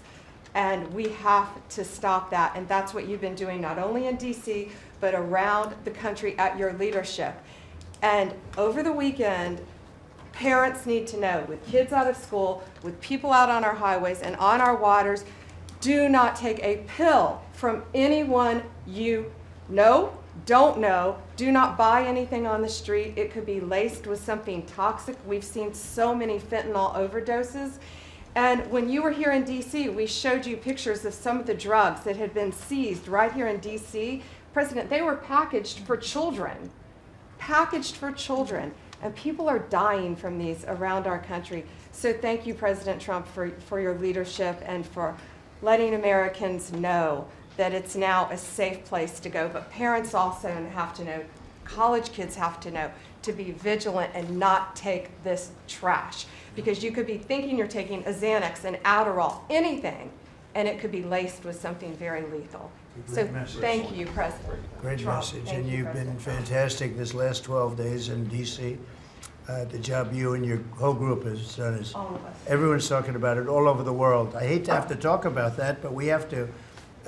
It's becoming a very safe place again, and the work, I've seen how hard you worked the last, well, from the beginning in all fairness, but this focus on DC is so important for the country, so great job. And to everybody. And great job. President, it's a team around. We're all working hand in hand, side by side, all of our agencies together to make America safe and DC safe. And Iris, congratulations on your baby, and I'm so glad that you're safe now. Thank you, Pam, very much. Great. Mr. VP, would you like to say something? Yes, sir. I'll be brief, but I want to congratulate you and the entire team on all the things that have been accomplished. You'll hear about a lot of it. You've already heard some of it, but I thought it would be helpful, Mr. President, just to take stock, not just of what we've accomplished, what we will accomplish, but of the mess that we inherited, because I think it makes this first Labor Day a bigger and more special occasion. You heard, I think, Christie talk about this, that all of the net job growth under the Biden administration had gone to the foreign-born. Now that net job growth is going to American citizens who deserve opportunity in their own country. That's a great accomplishment. You'll hear, I'm sure, Scott talk about the success with tariffs. People forget that we inherited the largest peacetime deficit in the history of the United States of America. And now, because the president is not letting foreign countries take advantage of us, we're collecting hundreds of billions of dollars, trillions of dollars over 10 years in tariffs from countries and companies that were formerly taking advantage of the American people. You heard Pam talk about the public safety and the success that we've had there. I happen to believe that maybe the most sacred thing that we can deliver to American workers is the ability to live safely and comfortably in their own neighborhoods. Public safety is not just something that should belong to the wealthy, it should belong to every working man and woman in the United States of America. And because of the work of this administration, that is happening. And of course, Mr. President, you yourself talked about the inflation mess that we inherited under the Biden administration. Maybe the most striking and even shocking statistic of the Biden administration is that housing costs have gone up by 100% over the 4 years of the Biden administration, literally doubled, making the American dream of homeownership unaffordable. We've made great strides and great progress already. But to the American people who are listening, there's a lot more to do. We're going to keep on working hard at it, but it's an honor to do this job under the president's leadership and with this very great team that you've assembled. So we've done a lot, but there's a lot more work to do, and we're very cognizant of it. Thank you, sir. Great job. Thank you, J.D. Scott? Sir, as we've said very often, economic security is national security, and our country has never been so secure thanks to you. You have brought us back from the edge. You have the overwhelming mandate from the American people. You're restoring confidence in government, a topic that is on the front of everyone's mind, the Federal Reserve. The Federal Reserve's independence comes from a political arrangement between itself and the American public. Having the public's trust is the only thing that gives it credibility, and you, sir, are restoring trust to government. You are weeding out the waste, fraud, and abuse, and the old ways of doing things are not good enough. We are seeing a blue-collar boom. In the first 7 months of your administration, real blue-collar wages have taken off. And the only other time that they've done this in the past 70 years was in your previous term. Your efforts on tax, trade, and deregulation have boosted paychecks for American workers while slowing the pace of inflation and lowering the cost of energy. Inflation has plummeted to just 1.9% since you took office, and the economy rebounded with real GDP surging 3% last quarter. The blue-collar boom coincides with a CapEx comeback. In anticipation of your one big beautiful bill becoming law, CapEx increased by American businesses by nearly 14% in the first half of this year. And as you and I talk about frequently, and as that chart or that photo attests, we are going to see, I believe, a bigger CapEx boom from here. This is just the beginning, just the beginning. You have saved this country by making it the best place in the world to do business again. Treasury is helping to implement these new provisions, as well as no tax on tips, no tax on overtime, and no tax on Social Security. This weekend, I will be meeting with workers from local restaurants to discuss the positive impacts of the pro-labor reforms on no tax on tips. And I have to tell you, thanks to you, when I go into a restaurant or stop by a hotel doorman, I am the most popular person there. And since my first job at age 9 was as a busboy getting tips, I am going to spend Labor Day going from restaurant to restaurant talking to workers who receive substantial amount of tip income.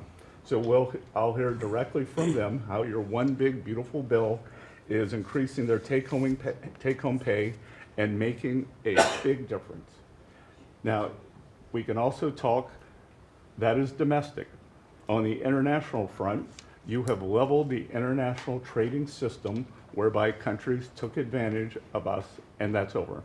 It's over. The Treasury Department is taking in record tariff revenues that I had been saying was running at a rate of $300 billion a year.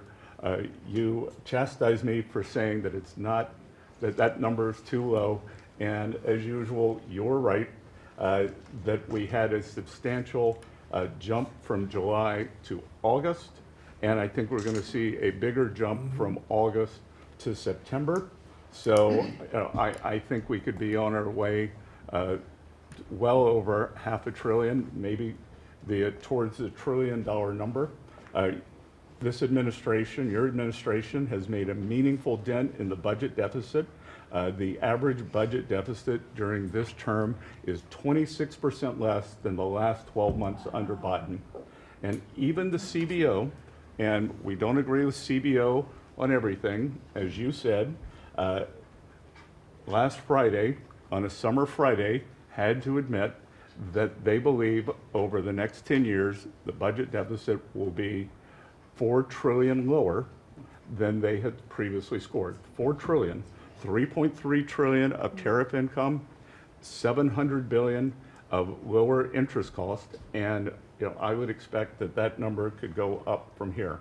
So, Mr. President, your return to the White House marked the return of the American worker.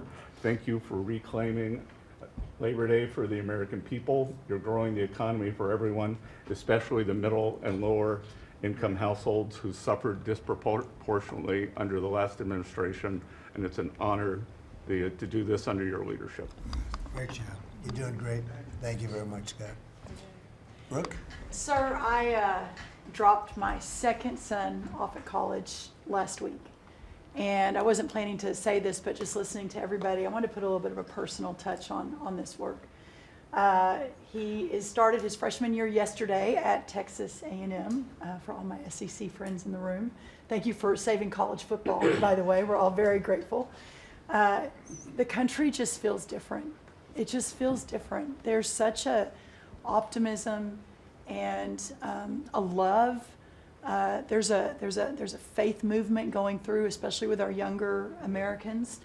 And for those of us with kids in college, I know we feel it. And I experienced it firsthand last week, moving him and my other older son in as well. as we move toward Labor Day, you have made a lot of dreams come true for a lot of people, but one of my longtime dreams was for the right to recapture Labor Day.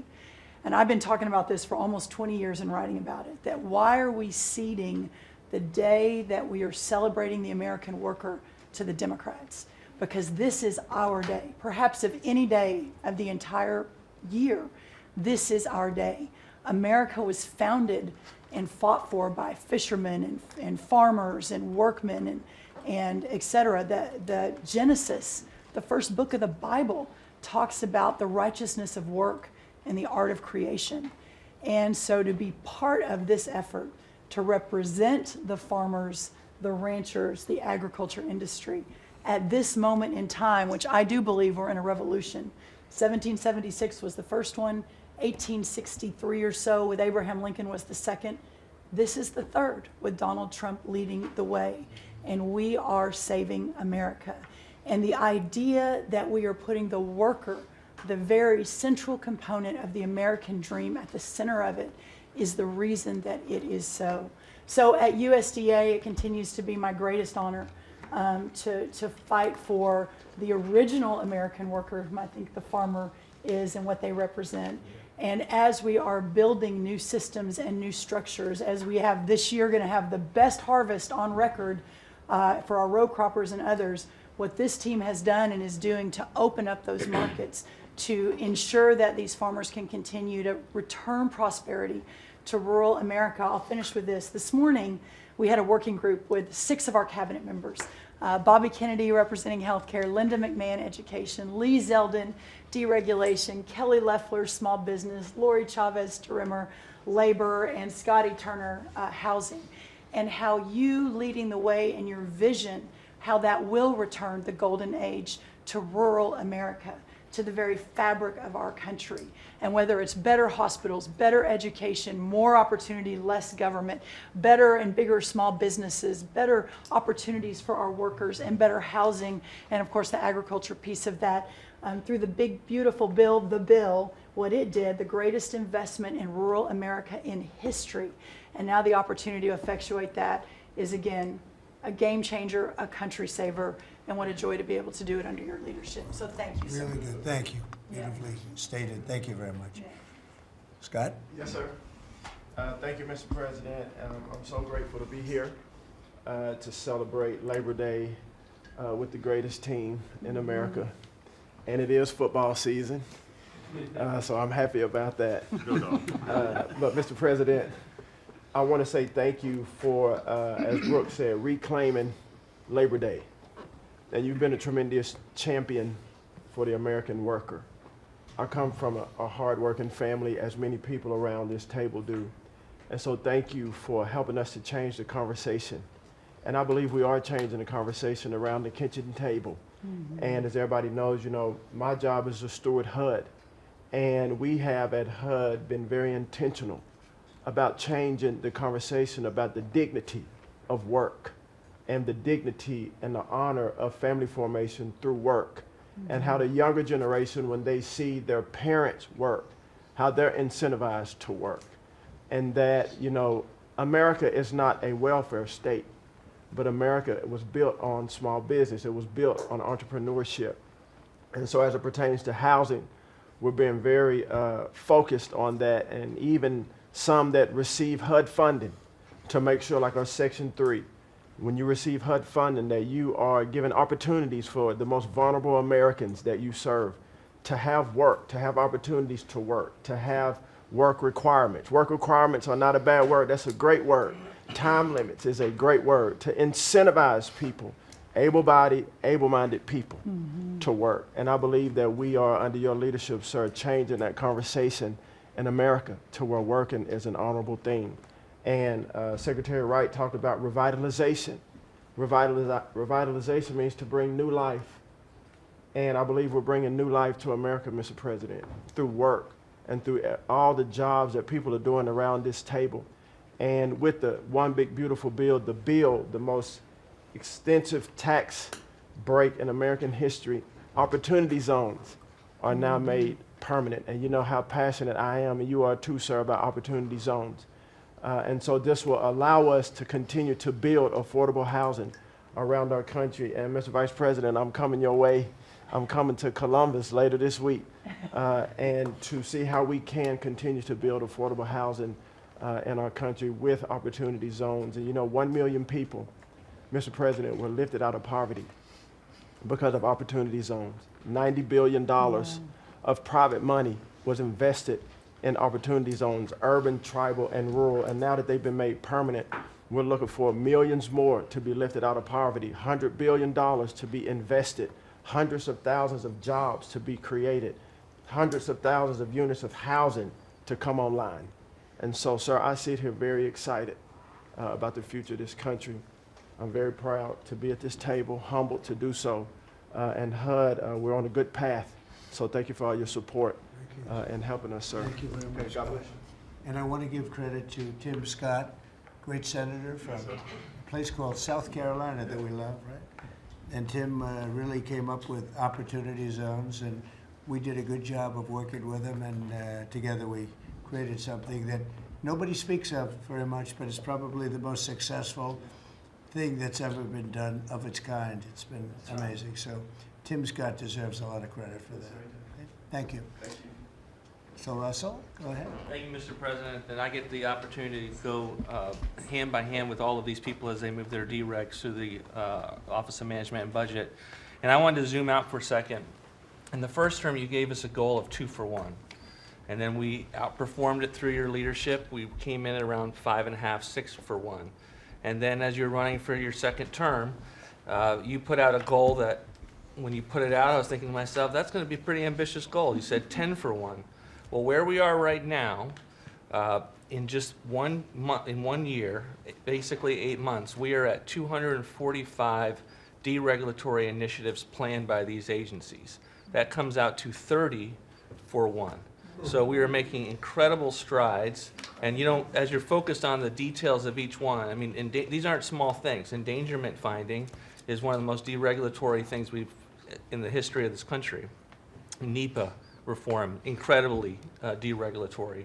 WOTUS just came in, which is Waters of the United States. So every single one of these agencies is doing incredible work when it comes to deregulatory, and when you add that to the work being done to get us going on energy, reduce spending, we're going to lower costs for the American people, we're going to be able to have innovative jobs and get them back to work. So thank you for your leadership, Mr. President. Thank you. Great job, Russell.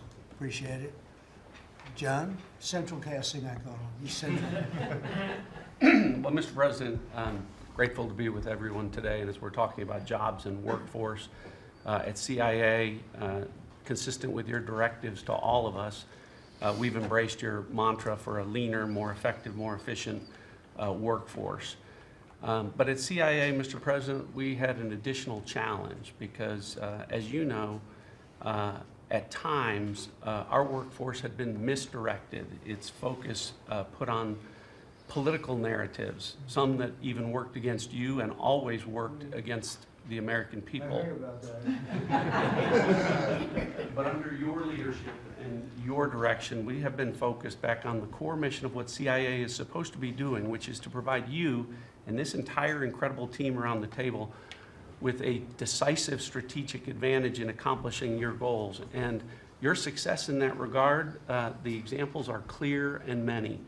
With regard to Iran, everyone knows that our DoD partners executed that mission flawlessly. But flawless military operations are subject to flawless intelligence. And as you know, Mr. President, CIA was the backbone in terms of its intelligence operations in providing that flawless execution that allowed you and your team to obliterate Iranian nuclear facilities and set back a nuclear program by years.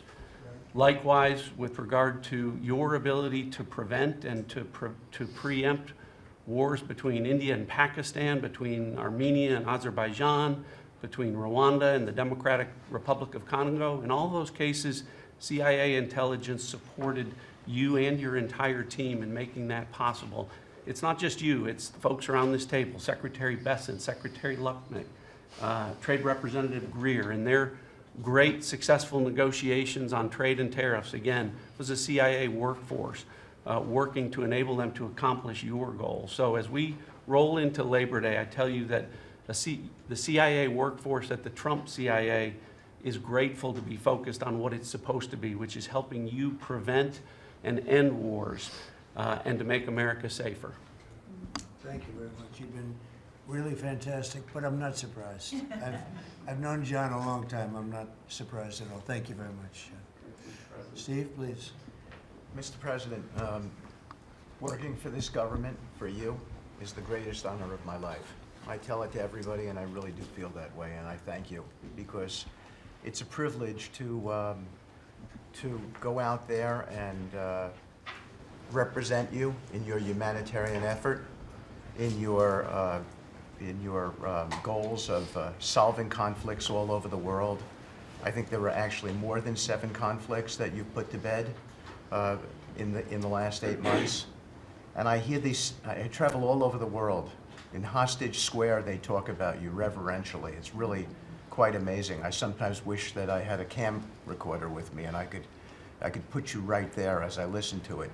I was in Gaza, the first American diplomat, on your behalf, and as we delivered food and aid pursuant to your new aid initiative, pushed forth by your great Secretary of State, Marco Rubio, who it is a privilege for me to work alongside. The people were applauding you. The signs were up. I mean, these are people who I just don't think you get the proper credit for it all. We are negotiating multiple entries into the Abraham Peace Accords because of your vision. Azerbaijan, all these different conflicts that we're out there on your behalf on, these are people who have never really seen the world change in this way. Peace through strength really, really works. Russia, Ukraine, Iran, Israel, Hamas, we're having meetings all this week on all 3 of those conflicts, and we hope to settle them before the end of this year. Your team is nothing short of incredible. And there's only one thing I wish for, that Nobel Committee finally gets its act together and realizes that you are the single finest candidate since the this Nobel Award was ever talked about to receive that reward. Beyond your success is game-changing out in the world today. And I hope everybody one day wakes up and realizes that.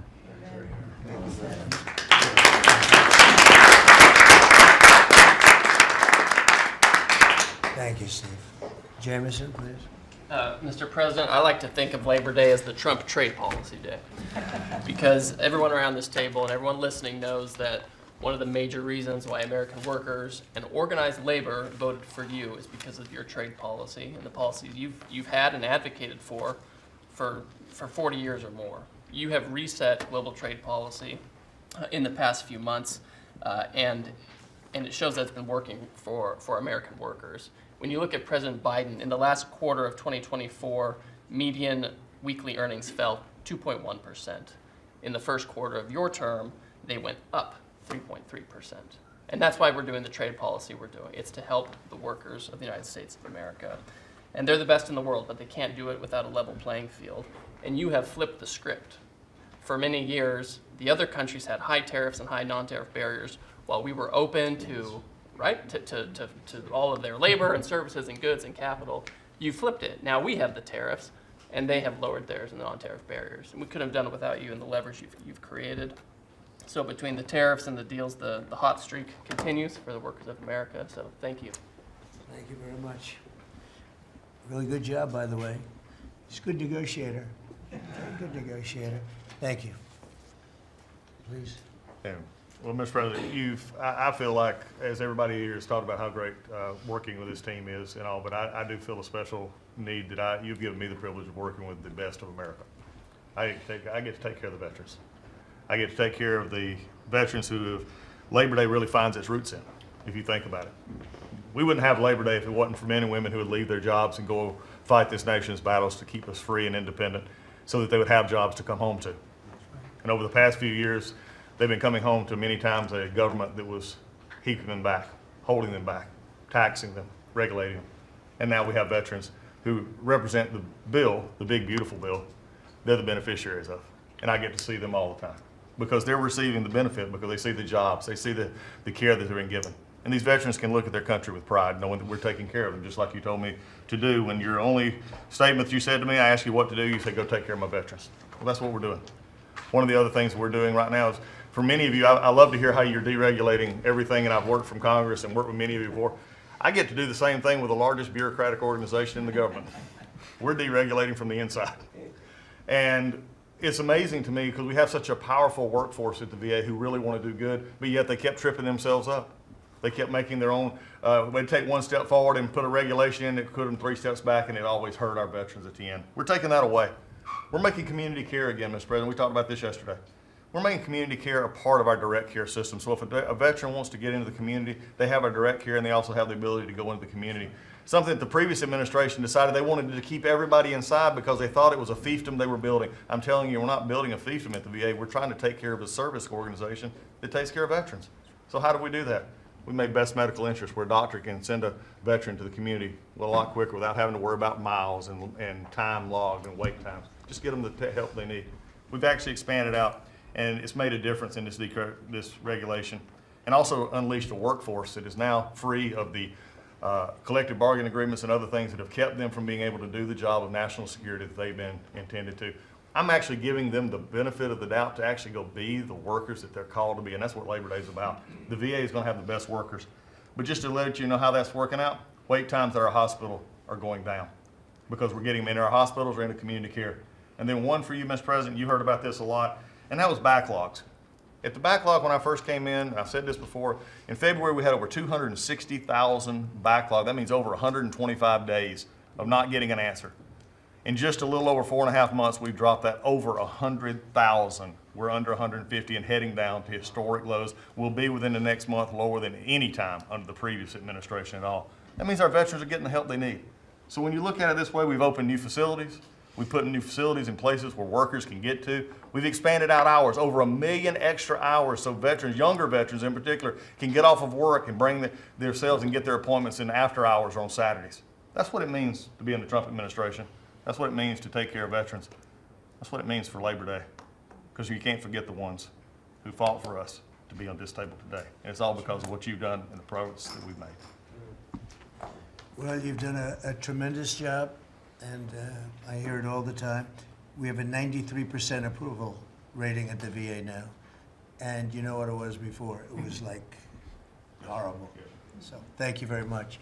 Mr. President, there's been some conversation about the Pete and Bobby challenge.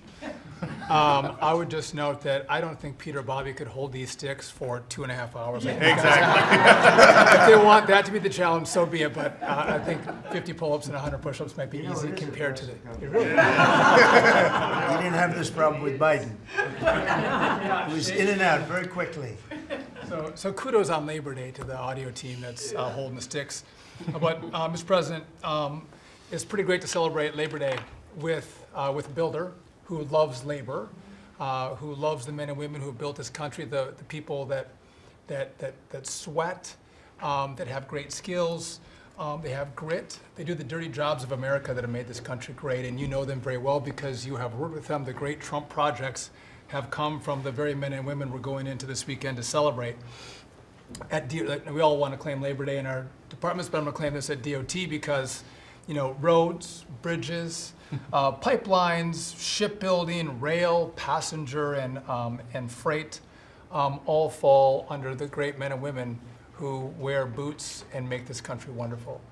And at DOT, we don't want to have the Congress spend money.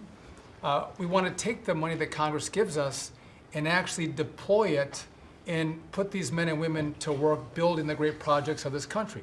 That you said, the big, beautiful projects that connect this country. And that's why we have got rid of the DEI. We've got rid of the green. We've done what we can to streamline the regulation to move these projects faster. Time is money, and time has been money. Even Democrats agree now that it takes too long to go through the regulatory process. So we're going to move these projects faster, putting the great American worker back to work. I want to make a quick comment. We've all probably talked about this horrific accident in Florida, and I appreciate the help of Christy and Marco on this very issue. But in May, we we said, listen, it's a safety issue if you can't proficiently speak the English language. And we gave states a little over a month to comply. And Washington, California, and New Mexico have refused to comply. And by the way, this individual in Florida received a CDL from Washington, from California, and received a speeding ticket after our rule went into place, and they didn't stop him. And had they taken him out of service, he wouldn't have been in Florida, and we would have 3 beautiful people alive today. And I make that point because it's the work that maybe no one sees that then shines a light when horrific things happen, but also that your cabinet works together and teams up to make a difference for the American people. Real quickly, so we have a safety mission at DOT. I don't know that you'd think of the transit unions in the greatest cities of the country, New York maybe being one of them, that support us, but they do, because the violence in the subways and on our buses across the country, the transit workers are the ones who take the most abuse. And they're grateful for the mission of everybody around this table fighting to make their communities safer. So I appreciate everyone's help on that. But they, again, the transit unions love the effort that all of us have put in together. One quick FAA. We are about to put out a request for proposals for a big, beautiful bill. We got build. We got $12.5 billion in the big, beautiful bill. We need more, but this is a great start. I expect the middle to the later part of July, we'll be through the process to bring the proposed integrators to you for selection, so we're looking forward to that. We will have the most, I'm learning from you, this is going to be the greatest contract ever crafted in the federal government for this build for air traffic control. Really, it's innovative, and we have unique tools at FAA. It's going to be a great contract. Bobby left me out of the windmill conversation, Bobby, but so there was a study done in the last administration that said if you build windmills 1.2 miles, within 1.2 miles from a roadway, it can mess up the automation and technology on a car. Same thing 1.2 miles from rail. The last administration buried that report, Mr. President. And so now what we've said is, what we're going to do is say, listen, I'm sorry, it is a safety risk to build windmills this close to roads. By the way, they want to build them by roads and by rail. We're going to say no more. It is a safety risk, and we have a report to show that. And just real quick. That's a good idea. That's great. Good team effort. I wasn't invited to the party, but I'm still going to throw in for the party. Maybe next time, Bobby. One last thing. We have this Mars to Moon mission at NASA. No, Moon to Mars mission. Sorry about that. But sometimes people think that space doesn't matter to them.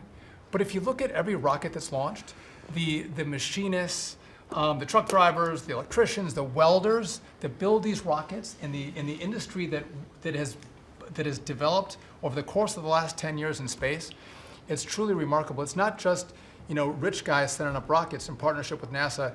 There's a whole industry of working men and women who we celebrate this weekend that build, refurbish, design the rockets that are making America the leader in space. So thank you for your leadership, and happy to celebrate this weekend with you, Mr. President. Really great.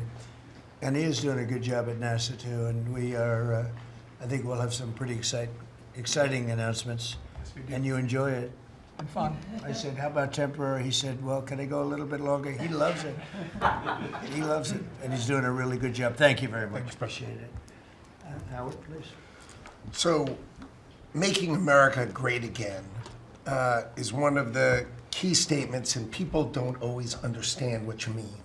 So we always talk about 1870 to 1913, but in the mid-1980s, America owned more of the rest of the world than they owned of us.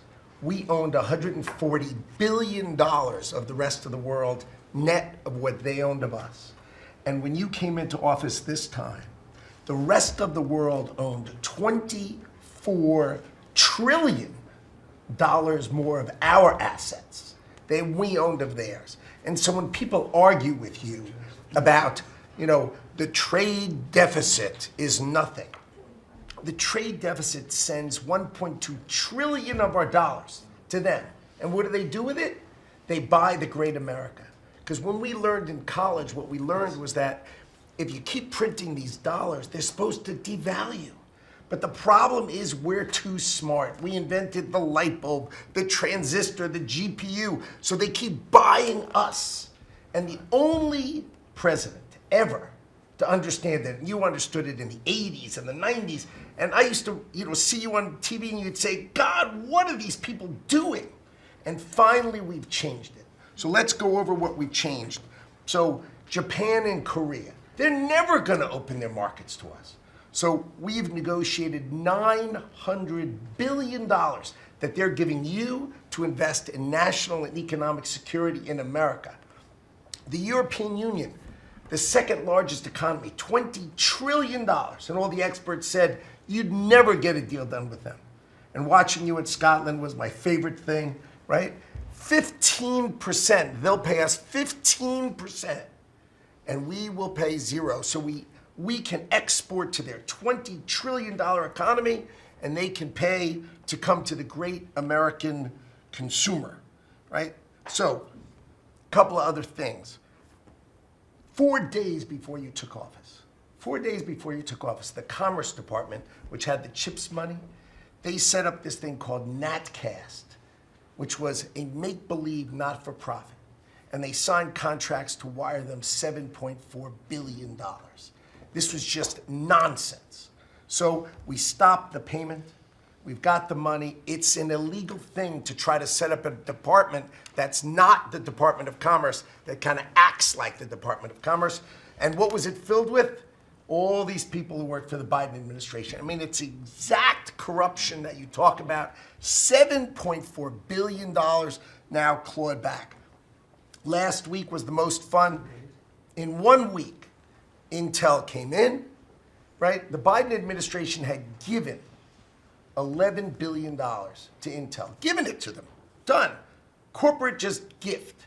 And you turn that into really, it was like less than 5 minutes of conversation, and Intel agreed to give us 10% of their company, which of course was worth $11 billion. So it's not socialism. This is capitalism. If you give someone $11 billion, who's just building in America, they're not doing something special, they're building in America. And their CEO told the president he didn't need the grant. And you said, well, then why don't we get something for it? So it's amazing. You're going to watch semiconductors come home, right? We don't produce semiconductors. We've got $165 billion for TSMC, but you're going to watch the whole ecosystem come home because Donald Trump is the only president who understands the magnet to make them come home is one word, which used to be your favorite word. Now it's dropped to number 4, which is tariffs, right? Tariffs are going to bring semiconductors home. They are going to empower Bobby to execute MFN. Tariffs are going to be one of those tools that he's going to use to do that. We're going to do it for furniture. We're getting autos. We got steel, aluminum. I mean, it has been a blast, a blast. So 2 more things. The Department of Commerce is going to start issuing its statistics on the blockchain because you are the crypto president, and we are going to put out GDP on the blockchain so people can use the blockchain for data distribution, and then we're going to make that available to the entire government so all of you can do it. We're just ironing out all the details so we can do it. Patents. We have given tens, if not hundreds of billions of dollars to universities for them to do research, and they invent things. And you know who owns those patents? The universities. So we are going to make a deal with them all, which is if we give them the money, don't you think it's fair that the United States of America and the taxpayers who funded it get a piece of that, right? So we wrote a letter to Harvard, so Linda and I working together. I mean, it's so much fun to work with everybody here. I mean, we just have a blast, because Linda's hitting Harvard and she says, what can we do? And now we send them a patent letter and we'll hit them again. So we're having fun together. This is the greatest cabinet working for the greatest president, and I just want to say thank you. I'm having the time of my life working for you, Mr. President. Thank you. That was very well stated, wasn't it? Some things people don't think of too much. Thank you very much. Great job. Pete? Sir, well, amen to what Howard said. And I would just say, heading into Labor Day from the American military, sir, we happen to be the largest employer in America. We like to think we have a different form of employees who need to be the toughest and the strongest and the most well-trained and the most lethal. And under the previous administration, and for decades, frankly, it was social justice, it was political correctness, it was divisive ideologies seeping into the ranks and changing how well we do our job. No more. Now it is only merit-based, gender-neutral, colorblind. The best of the best from the top to the bottom. That's our expectation. And sir, you've enabled that. So from the troops directly, which they ask me to say all the time, thank you for your leadership, for your boldness, for your clarity, for common sense, for providing a shield for the rest of us to put America first and to apply peace through strength. We're in the strength business. That's our job, is to stand behind everybody here and alongside John in everything they do to keep the country safe. And the world is noticing. And I wish everybody could. There were 2 meetings yesterday that I think tell the story. One was, because today happens to be the 4-year anniversary of what happened at Abbey Gate in Afghanistan. Mr. President, you had the families in, who you've met with multiple times, who, when the cameras were on and not on, acknowledged, sir, you were the only one that gave them a proper greeting, that recognized what they gave their sons and daughters in the debacle that was the withdrawal in Afghanistan, that we will bring accountability for at the Defense Department through our investigation. That's good. But at the same time, the world sadly took notice, whether it was Israel, whether it was Ukraine. Those wars never would have started if you were president. Instead, they looked at the foolishness of Joe Biden. Under your military, your Pentagon, we are restoring deterrence. Whether it's Midnight Hammer and those beautiful B-2s, 37 hours straight, whether it's counter-drug operations in our own hemisphere, whether it's the border, working with Christie and the national security team, whether it's LA, whether it's Washington, D.C., you name it, whether it's Europe. Our allies paying 5%, now our allies in the Indo-Pacific stepping up to do the same. That's a recognition that American leadership is here. And then in the second meeting, we were talking about what we're doing in D.C. and Pam's taking the lead. I have to say, just pause for a second. When I look around this table, yes, there's a national security team of Steve Witkoff and John and Scott and Howard and the vice president and Susie and Christy and Tulsi, but to every person here, we work together on a daily basis. And if you call me and I call you, the answer is yes, how do we do it together? I think that's exceptional. It's what the American people deserve, and you've demanded that, sir. So I very much appreciate it. In that meeting on DC, I started my sentence by saying, the Department of Defense, to which you said, that just doesn't sound right. So maybe next time we're here, my card will read Department of War. We'll see. But it's not, here's the thing, here's what people miss. It's not just about words. It's about the warrior ethos. It's about what the department is supposed to do. George Washington started the Department of War because he wanted us to win our wars. Our founders didn't want endless foreign entanglements. They didn't want endless contingencies and deployments. They wanted an empowered military that the handcuffs were taken off to fight to win and then bring those troops home.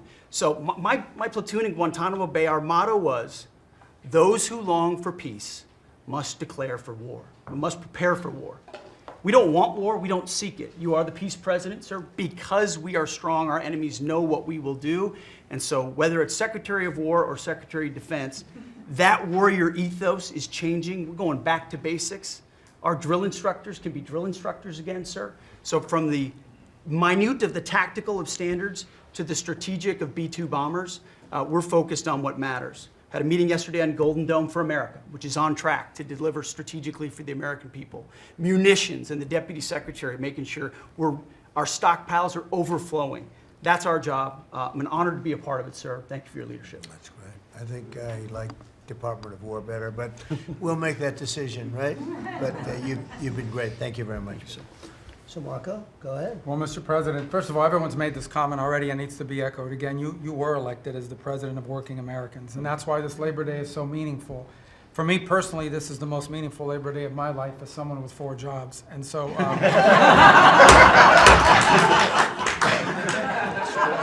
it's true.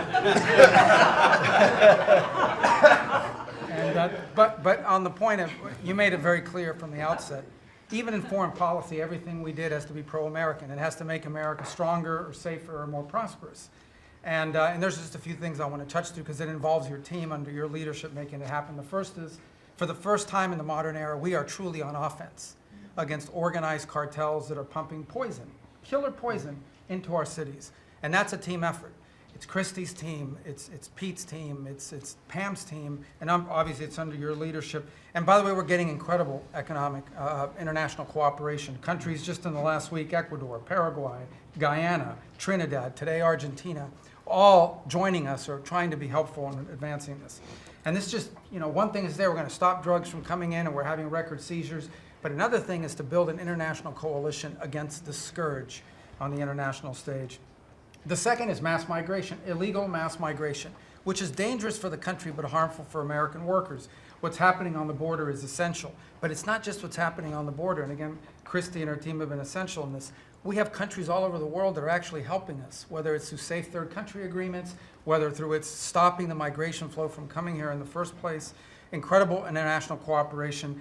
You've redefined our border. It's no longer just our physical border. We are doing things ahead of time to prevent this from happening and getting cooperations from countries that we've never seen before. And last, I would say, and Steve touched upon this, who, by the way, is doing a phenomenal job. Steve is both a great negotiator and he's also a nice guy, which are two tough things to pull off together. But it's incredible. But we both work for the peacemaker in chief. Think about it, how fortunate we are as Americans to have a president who's made peace a priority. And just since the last time we've met, there was a war going on in Cambodia and Thailand, between Cambodia and Thailand. The president just picks up the phone and tells them to stop fighting, and within 72 hours, the fighting had stopped.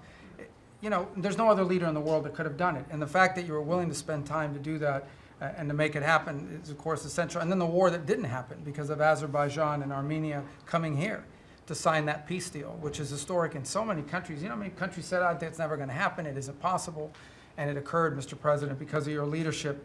And then on a point of personal privilege, I wasn't even going to raise it. I haven't even talked to you about this. It's a little controversial, but I think I need to bring it up at this time of year.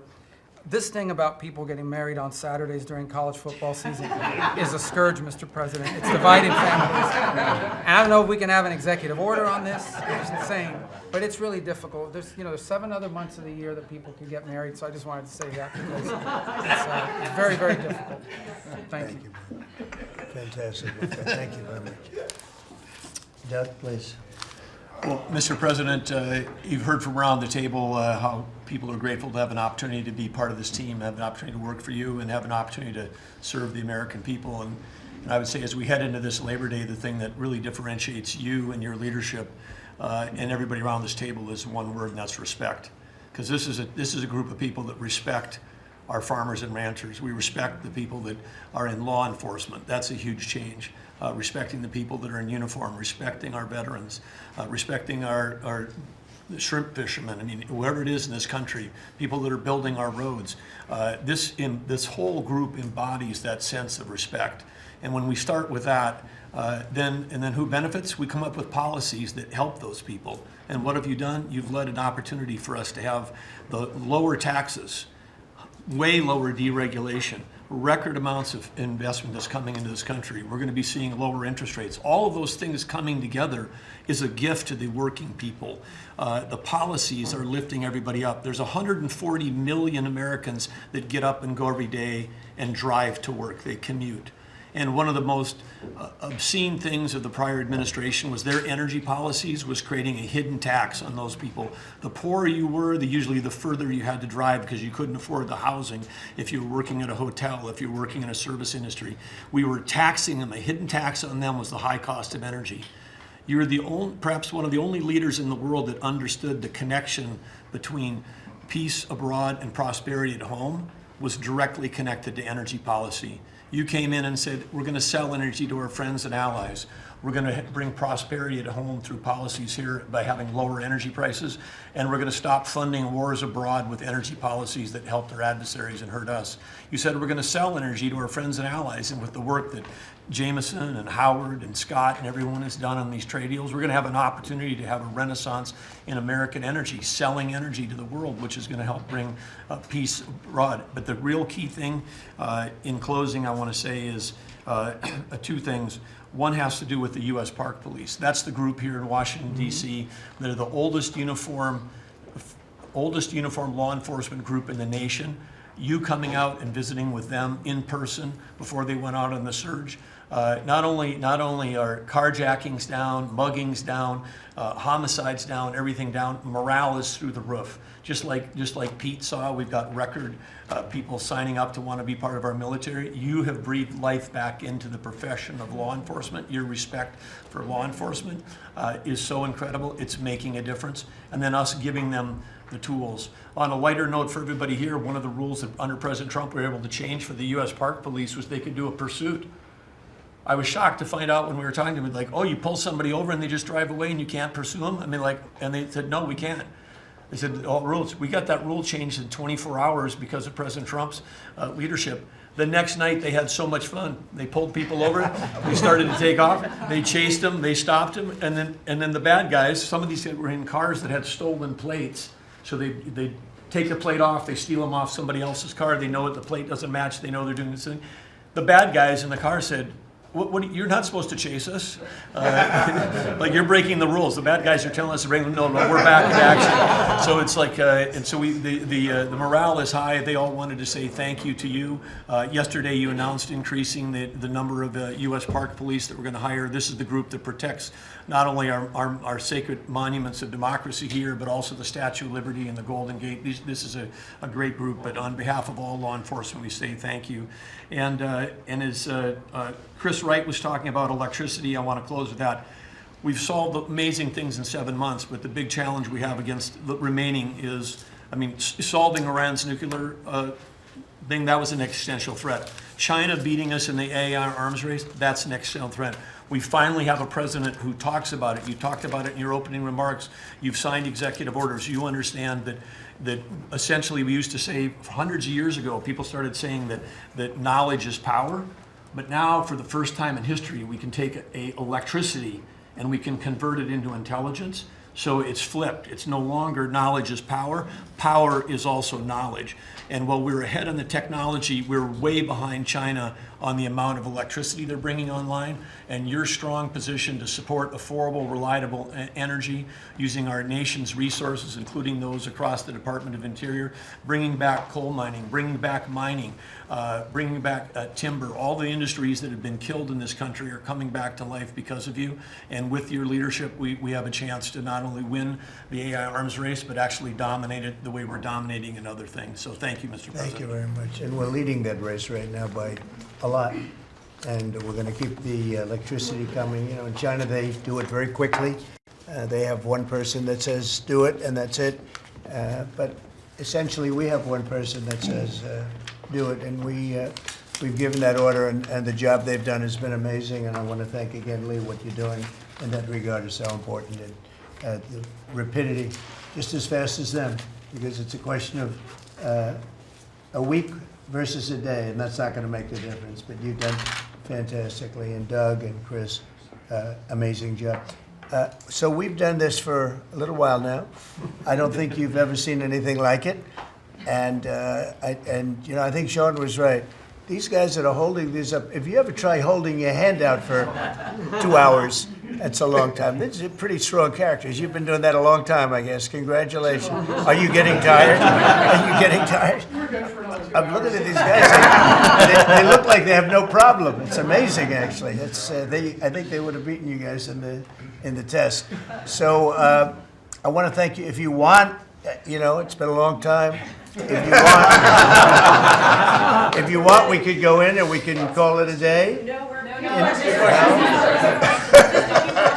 And feel free then to ask some of the questions here.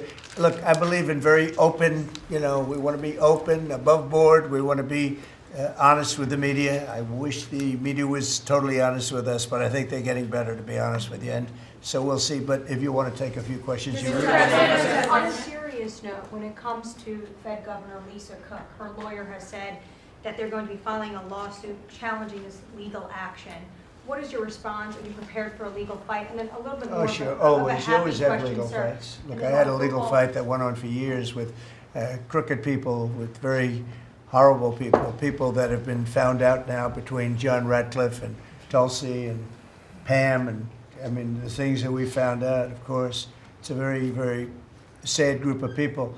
But no, she seems to have had an infraction, and she can't have an infraction, and especially that infraction because she's in charge of, if you think about it, mortgages, and we need people that are 100% above board, and it doesn't seem like she was. Yeah, please. Mr. President, first, I would love to ask you a serious question, but I have to tell you the biggest pop culture news of the year broke while we were in this cabinet meeting. Travis Kelce and Taylor Swift are engaged, and the world wants your reaction, sir. Well, I wish him a lot of luck. Thank you, No, I sir. think I think he's a great player. I think he's a great guy, and I think that she's a terrific person. So I wish them a lot of luck. On a serious note, Mr. President, in May, Secretary Rubio said that they were aggressively removing visas of Chinese students. Yesterday, you said you wanted to allow 600,000 Chinese students to study in the United States.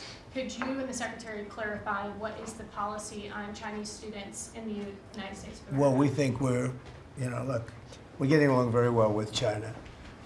And I'm getting along very well with President Xi. I think it's very insulting to say students can't come here because they'll go out and they'll start building schools and they'll be able to survive it. But I like that their students come here. I like that other countries' students come here.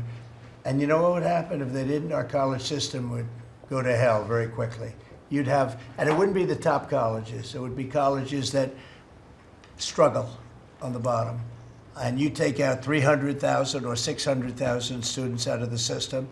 I like having, and I told this to President Xi, that we're honored to have their students here. Now, with that, we check and we're careful and we see who's there, and Marco wants that. We're in the same position.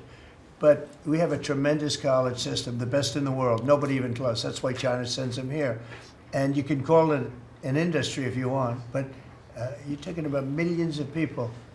And I'm honored to have the students from China come here. And we're just getting along very well with China. And it's a different relationship than we had for years, where they took hundreds of billions of dollars, just sucked it right out of our country.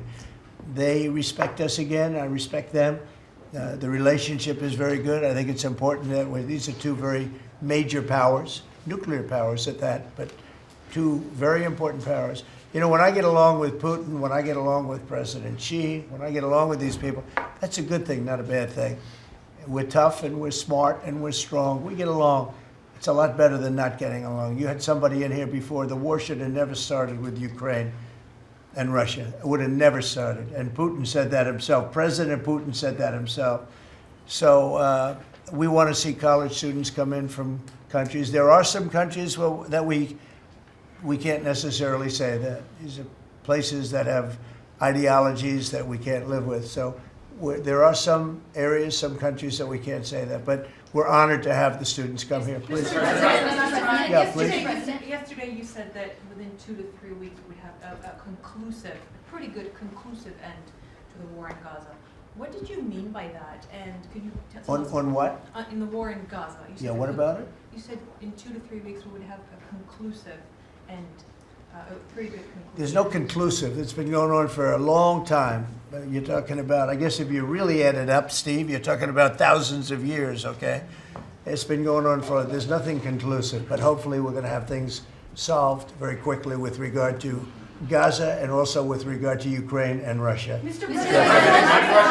President, who are you considering for the replacement to nominate for Lisa Cook, and what economic background or history are you? Well, we have some very good people for that position, and I think we have some very good people. We're down to, I think I maybe in my own mind have somebody that I like, but I deal with Scott and I deal with Howard, and we're dealing with a lot of people actually that are going to be involved in that decision ultimately. It's a very important decision. As we see, I got a bad recommendation when I went with Jerome Too Late. He's too late. His nickname is Too Late. Costing us a lot of money, hurting the housing. Our housing industry is good, but it could be phenomenal. Most of this country, in economic terms, has been phenomenal. We've never seen anything like it.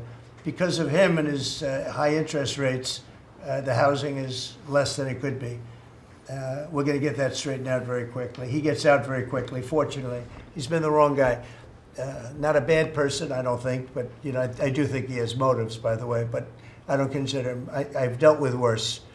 but he hasn't done the job. The recommendation from a certain person was not a great recommendation. That person vouched for him, but we're doing a very careful study. We'll see what happens. Look, we just put a very good man in one position. We might switch him to the other. It's a longer term and pick somebody else, but we're very happy with the person we have in there. And we'll have a majority very shortly, so that'll be great. Once we have a majority, housing is going to swing and it's going to be great. People are paying too high an interest rate. That's the only problem with housing. We have to get the rates down a little bit. And when we do, it's going to be a tremendous difference. The country is doing so well. It sort of blows through the fact that we have a man who's too late and not doing a very good job. Please, in blue. Mr. President, regarding crime in D.C., something that might help especially ladies is being able to carry. I know you've talked about reciprocal carry. Would you like for that to apply here in Washington, D.C.? When you say carry, I assume you're talking about carry what we're talking Concealed about, right? or, yeah. In other words, carry a gun. Is that right? Would you like to carry a gun? I would like to, yes, sir. You'd feel a hell of a lot better, right? I absolutely would. I agree with you 100%, okay? Okay, great. But I'll tell you, within another couple of weeks, it's hard to believe what's been accomplished in 12 days, but within another couple of weeks, you won't have to carry. You're not going to have to carry. You're going to be safe. People are safe now. The turn has gone fast. I knew it was going to go fast, but this turn has gone really fast. And within a month or two, this is going to be one of the safest places in the country. I have no doubt about it. And we'll do an extension. We'll work with Congress, or I could declare an emergency, but I don't think that's going to be necessary. We'll work with Congress. We're going to be working with Congress. I spoke with our great speaker, and I will be speaking to John Thune, and we're getting tremendous support from Congress, especially maybe here. Everybody wants to see our capital be great. Could say be great again. You know, it's such a beautiful place, but if you have crime, nothing looks beautiful. So, but you won't need to carry a gun, but if you do, Well, I would like to have the option, just in case. well, a lot of Sir, people feel that. Also in other blue cities, you've got Karen Bass in Los Angeles, Brandon Johnson in Chicago. It seems to be very popular here, the fact that people can walk around, go to restaurants, shop, and not Yeah. have to worry about their safety. If blue city mayors oppose those efforts in their cities, do you anticipate that Democrat voters are going to take it out on them at the ballot? I think so. I think that crime is going to be a big thing. And we are the party, the Republicans are the party that wants to stop crime. We're against crime. The Democrats like crime. I don't know why.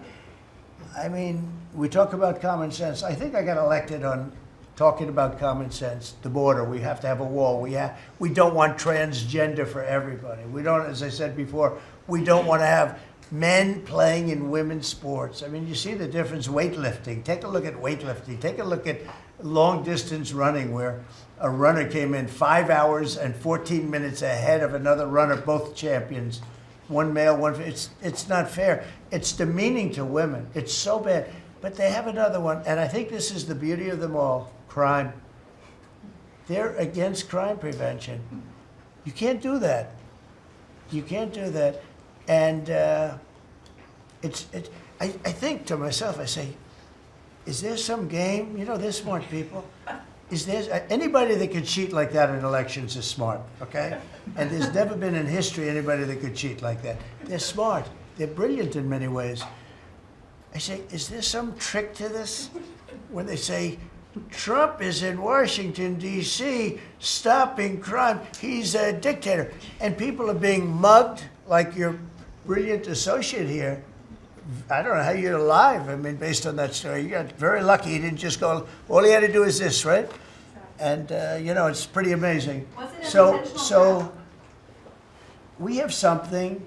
I think we have two things. I think what Bobby was talking about with respect to drug prices is unbeatable. Nobody else could have done it but us. And I think that crime. I think crime will be the big subject of the midterms and will be the big subject of the next election. Think of it.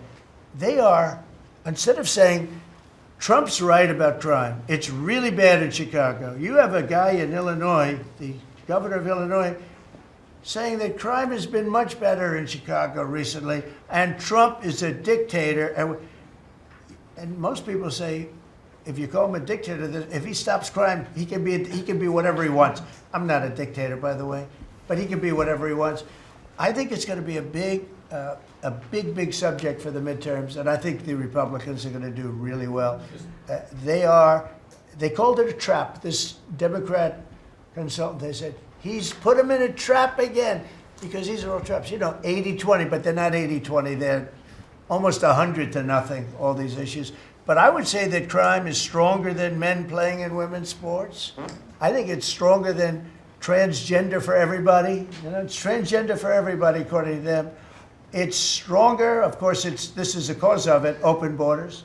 Open borders gave us a lot of this crime. So, you know, so they're sort of on an equal footing, I guess.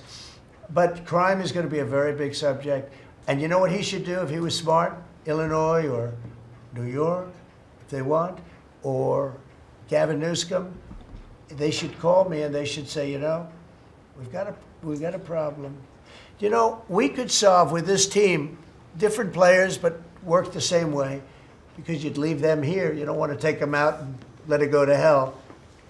Everybody's so happy in Washington. I bet you walked over here today and you had no fear. Nobody has any fear anymore for the last 12 days. But it would be so smart. Gavin Newsom called me up, say, you know what, we have a big problem. We have the Olympics coming up.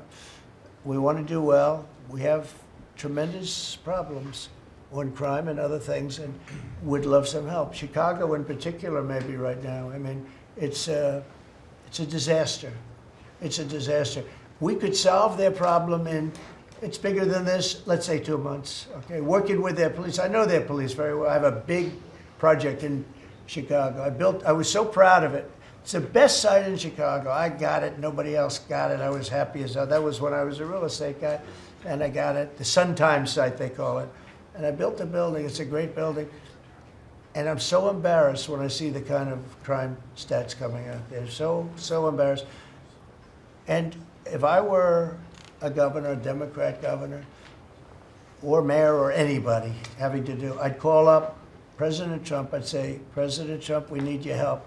We saw what you've done in D.C. in a period of 12 days. This is 12 days. We haven't even started. This is going to be so safe. It's going to be the safest place on earth. And we'll do the same thing in Chicago. But I'd like to be asked, as opposed to just going in and doing it. Because, you know, when you go in and do it, then they start screaming, oh, he shouldn't be here. We don't need him. We're doing so well. And then the better we do, they take credit for it. So it's really pretty unfair. Mr. President, Yes, on go ahead. crime, for a lot of victims like myself, a big concern is long-term sustainability. Can you share with the American public about your plan in ensuring that DC is safe in the long term? Longer term, yeah. Well, it's a great question. Number one, we want to stay there for longer than 30 days, as you know. We have an absolute mandate, and I can extend it, but I'd rather not have to declare a national emergency, because by that time, I mean, right now there's not an emergency. We've done, as you sort of said yourself, it feels like a different world. We've got under arrest and prosecution, and we've thrown out, taken some, and we're in the process of taking hundreds out of our country that shouldn't be here. And these are hardcore professional criminals. They were born to be criminals, in my opinion, but they're seriously bad people. Murderers, drug dealers, you know them all. You see them all as you walk beautifully to work, and every once in a while somebody puts a gun to your head, because that's what happened in your case. We're getting a lot of them out of the country. We're putting a lot of them in prison because we're afraid to bring them out of the country. They could come back. You know, as good as we're doing, they could come back. We don't want them back. And that's going to solve a lot of it. We also think there should be a presence here for long enough. We should also work with our police department, because you have very good police here, very good. We're working very well with them, by the way. And we have to work together for a while. We have some people that are very tough and very strong. Working with the police, they're going to be able to handle it. And you know what? If it gets a little bit bad, a little bit, just a little bit, I'll bring them back in and we'll straighten it out and we'll make it perfect. You're going to be so safe in the city. And you're going to have the city beautified. We're going to be giving out, we're working with Clark, as you know, construction. They're the biggest. They're working with me also. We're building a beautiful ballroom for the White House. They've been after it for 150 years, employs a lot of people. It's going to be as beautiful a ballroom as has ever been built. And Clark is the big builder in this city. They've done, I guess, a majority of the good work, the big work. And we're working with them on the beautification, the fixing up of the roads, the fixing up of the medians, between the roads, so cars don't wrap into each other. They wrap into, I have one piece sitting on the ground for weeks. This was a year ago when I had to come in, unfortunately, for fake court cases. And I looked at the condition. We have it fixed up a lot right now. You know, the tents are removed and a lot of things have taken place. But I'd come into this city and I'd say, boy, does it look bad. The filth on the roads, the medians were broken and always laying down and nobody would fix them and all of that. Well, we're going to have new medians. We're going to have a nice topping put on the road. We're not going to rip the roads apart and start a construction project that lasts for 2.5 years as they rebuild the road, which they don't have to do. And we're going to have this place so beautiful. That's going to be a part of it. Now, the biggest part is crime, but it's also a part, when you see a dirty city, it's like I told, I don't know, it became the #1 thing viral. I said my father, he's a smart guy, he's a great guy, he's a loving, wonderful father, but he could be a little on the tough side. He told me that, son, when you walk into a restaurant and you see a dirty, filthy door going into the restaurant, don't go there because the kitchen's dirty also. When they see a dirty Capitol, the rest of the world, they lose a lot of respect for our country. This Capitol is going to be so beautiful. We're going to have new poles, new lights, new fences. It's stuff that, when you add it up, it's money, but it's peanuts compared to what we're talking about. And we're also going to have great safety. Mr. President, I wanted to ask you on crime and also a question on foreign policy that maybe other officials can weigh into. And on crime, Iris shared her story, and you mentioned, people going. That was a terrible story. Because I'm just amazed she's here. When the gun is Pam, when the gun is put to the head. Did they ever capture these people, by the way? I kept calling, but I haven't heard back about this guy. It'd be really great if you could maybe give the information. She's very good at capturing people, She's very good. If you could give that information to Pam, would be great. Would you do that? Yes, will do. You'd love to see them. I would assume you'd like to see them captured. For sure. You can't, you just can't. For years. Yeah, take a good look at that. So, Go ahead, so go ahead. Just a few weeks ago, I was out to dinner with my husband, and we're taking the metro back, and then we get attacked on the metro. They're throwing things, some teenagers, throwing liquid at us. Oh, they're throwing things. How about where they chop down the granite curbs and the concrete curbs, but the granite curbs so expensive. Those granite curbs, nobody uses them because they're so expensive. And you see a guy chopping them and handing out big chunks of them like a brick because they couldn't get in because people were stopping them from walking out. A little bit unusual when you're walking with a bag of bricks. Generally speaking, Sean, that's not a good sign. Right? It's not a good sign. But they now come in with hammers. They can disguise a hammer. And they start pounding the concrete and the granite, and they hand out chunks. And those people take those chunks and start throwing them at cops. Or they stand on the top of bridges and they drop them down into the windshield of your car, and you get killed running into a light pole. It's those days are over. I wanted to ask you, Governor Hochul, Kathy Hochul, said that she spoke to you on the phone, and you said you might send National Guard troops to New York. You mentioned that. So will you? I'd love to do it if she'd like. I get along with Kathy. If she'd like to do that, I would do it. You see, look, New York has difficulty like other, and I don't want to make this I want to make this like friendly, but the places we're talking about happen to be virtually all Democrat run. Now, take a look at your 25 places that are most troubled. Everyone, except maybe one, and it's way back in number 24 or 25, but essentially 25 out of 25 are run by Democrats, and cashless bail was a disaster. When they did that, and I believe it was instituted first in New York, but when they did cashless bail, that was a tragedy for this, because that's when it really started getting bad.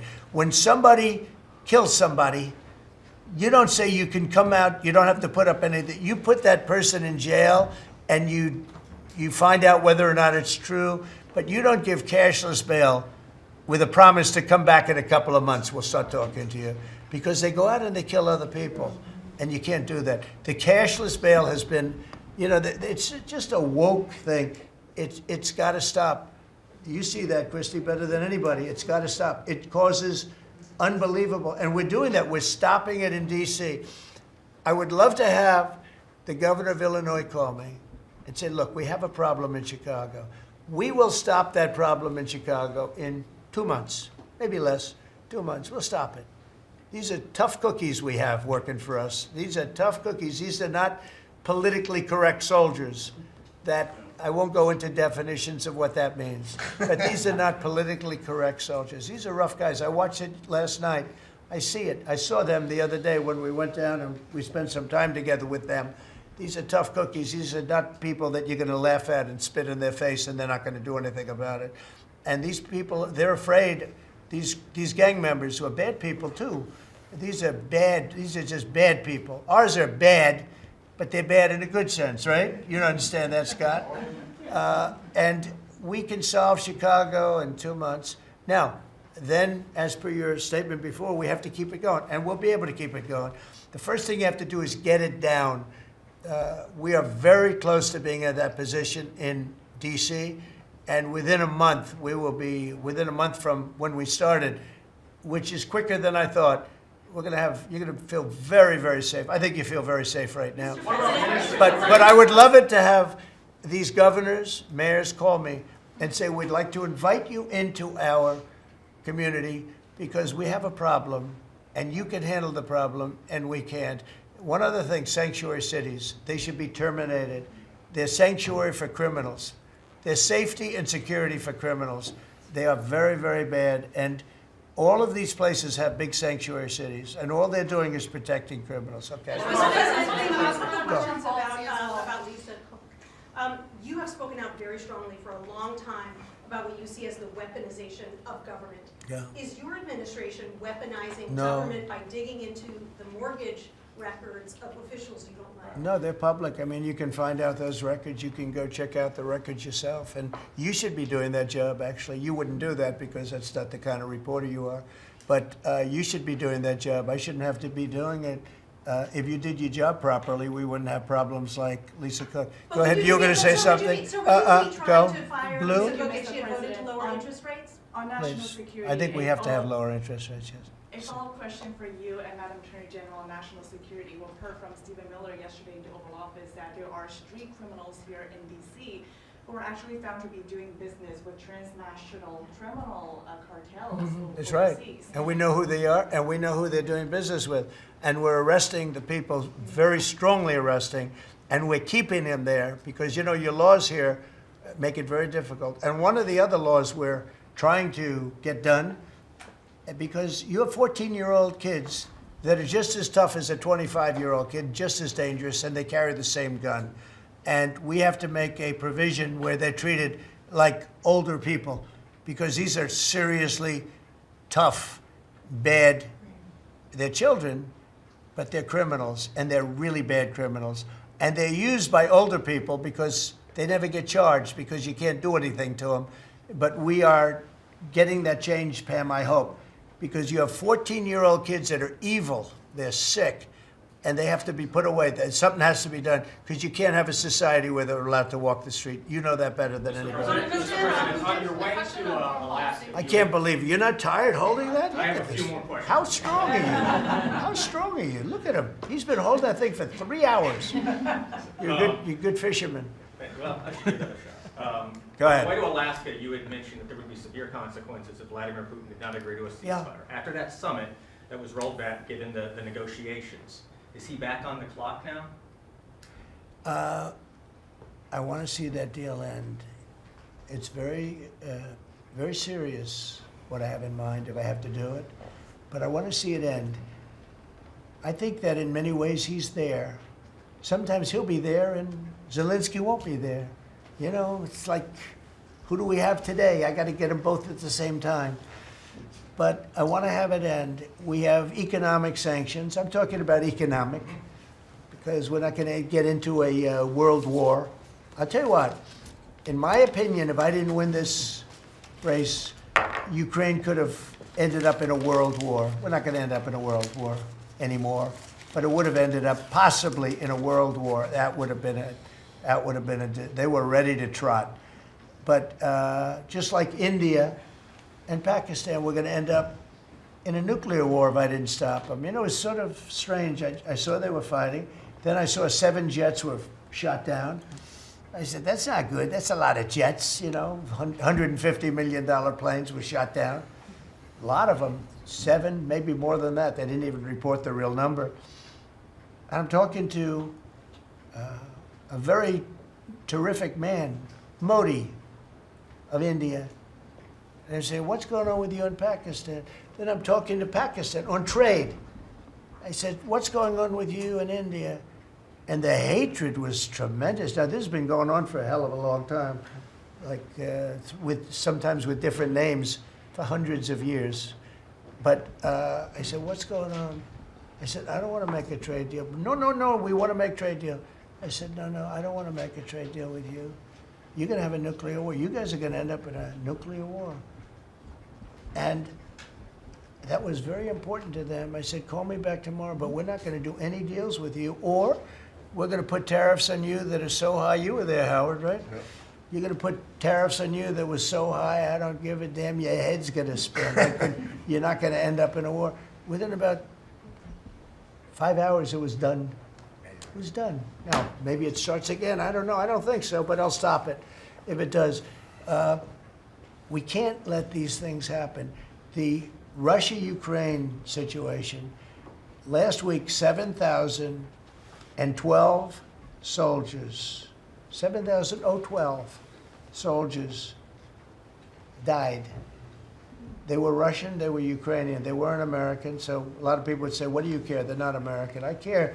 They're 12,000, over the last couple of weeks, over 12,000 people died in like in 2 weeks. You know, we're talking about crime where somebody's killed here or somebody.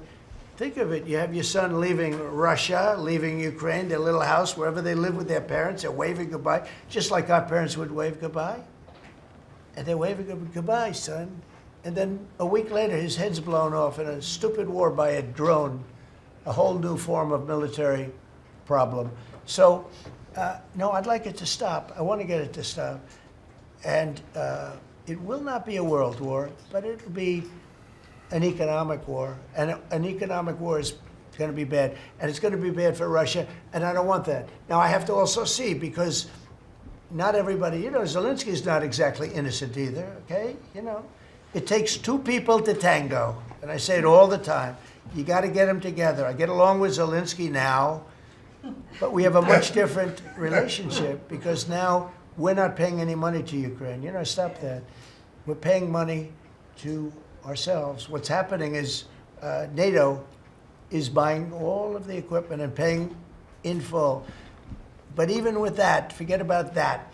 I want to get it stopped because it's a lot of lives that are being lost. Every week it's 7,000, 5,000, 6,000. I get the reports and I see battlefields. I'd rather not see them.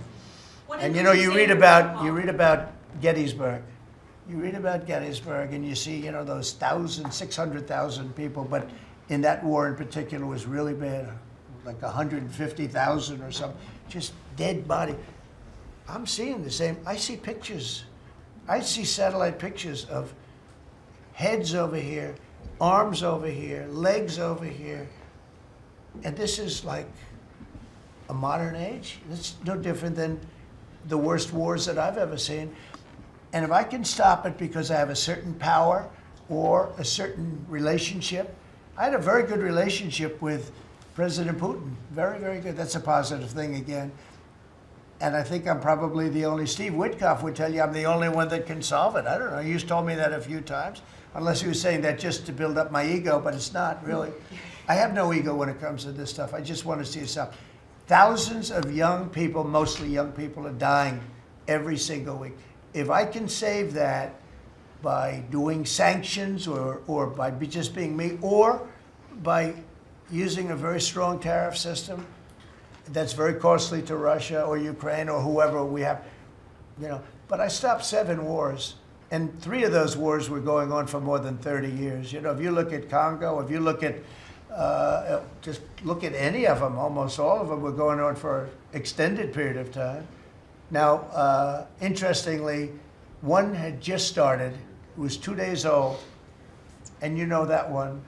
And we did that one when we were in Scotland negotiating. It was 2 days up, but there were 2,000 dead bodies laying on the border, and I got that one stopped too. And I'm very honored by that, but the one that I thought would be the easiest is turning out to be the hardest. That's President Putin and President Zelensky, but I think I'll get it done. Why do you Can think you that stop is? the Why is it family harder back, for you? You never know. It's war. Can you stop the family? With war, you never know, right? War's very tricky, very horrible, but with war, you never know. Things change. People go into war, think they're going to win the war, and then they get their asses kicked, and they lose their country, and they lose millions of lives. Nobody goes into a war thinking they're going to lose. They go in. I'm sure that Ukraine thought they were going to win. It's going to be, we're going to win. You're going to beat somebody that's 15 times your size. Biden shouldn't have let that happen. Biden shouldn't have. I mean, the man was grossly incompetent. He should have never been there. That would have never happened. But you don't go into a war that's 15 times your size. Say it. Fed just put out a statement saying that Lisa Cook has indicated through a personal attorney that she'll promptly challenge this action in court, seek a judicial decision that would confirm her ability to continue. That's all right, whatever And it it is. says the Fed will abide by any court decision. Thank you very much for reading You abide that. by a court decision. I abide by the court, yeah. I abide by the court. Yes, please. That's enough. That's enough. Mr. Go ahead. President, what other companies are you thinking about taking stake in? Well, we didn't take a stake in the sense that it was reported. Everyone said, I bought a stake in Intel. No, I got it for free. I said I was with is that a correct statement? Howard was there. Absolutely correct. Scott knew all about it. They came in, a man was charged with something by a very good person, Senator Cotton, made some statements about the gentleman that was running Intel. When he came in, and I said some rough things about him, I said, I'm not happy with it, and they called, and he was very devastated at what I said. I said he should immediately resign. And he came to see me, and I was very impressed by him, actually. And he made a mistake, or factors happened where something like this could have taken place. In the meantime, his board was staying by him. And I said to him, and took about, I would say, less than 45 seconds. I said, you know what you should do if you're smart? Give the United States of America 10% of your company. And he looked at me and he said, I'll do that. I said, I just made $11 billion for the United States. And we made the deal. I didn't pay, we didn't write a check. Now, I guess Biden, with his stupid CHIPS Act, handed money to all these people that didn't need any money. Exactly. It didn't do anything. They're giving billions of dollars to everybody. They all have so much money, and they have more money. But there's no commitment that you had to build. They just took all this money. It's the stupidest thing I've ever seen. See, with tariffs, they have to come in. Because if they don't come in, they can't sell into our country. So it's power, and you don't have to give up any money. But I said to him very simply, I'm glad we're straightening this out, because everyone thinks I bought in. No. I said, it would be great, we'd be a great partner for you, and I want to see Intel do well. Intel was a great company, and it can be a great company again. But I said, I think it would be good if we own 10% of your company. He said, I'll make that deal. And it happens to be worth $11 billion. So we made $11 billion for the country, and then I was criticized by some of the fake news media. That's not the American way. Actually, it is the American way. Now, if I can help other countries or do those deals with others, I would do that. I think it's great. It's good. Builds up our balance sheet. Let me tell you, our country is becoming very rich again. You don't see it. When the CBO came out on Friday and said, we just found $4 trillion, and that goes to reduce our deficit, $4 trillion, and it was from the tariffs. Our country is becoming very, very rich again. I hope you get used to it. You're going to have to get used to it. In addition to reducing the deficit, any update on your previous talking about potentially giving Americans a tariff rebate check? Well, we have a lot of money coming in, rebate check for the Americans, and it's coming in at tremendous numbers. Don't forget, I would say, Scott, we probably are talking about right now 50%, maybe even less than that. With all the money you're hearing is coming in, you're talking about you know, a lot of it hasn't kicked in yet. And when it really kicks in is in 2 years when these plants are built and opened and the money starts pouring in, right? But, I mean, there's a concept of making you could call it a dividend, as we would say, making a dividend to the people in this country who have had to suffer through stupid leadership. And they paid a lot of taxes and they got nothing for it. Or they got attacked like you were, okay, for it. No, there's a possibility. Primarily, we want to pay down debt, but there's a possibility that we take a piece of it and make a dividend to the people. Mr. President, I have a question for Steve Witkoff, if I may. Yeah. This past weekend, Sergei Lavrov was saying that Putin will not sign a peace deal with Zelensky because Russia views him as illegitimate.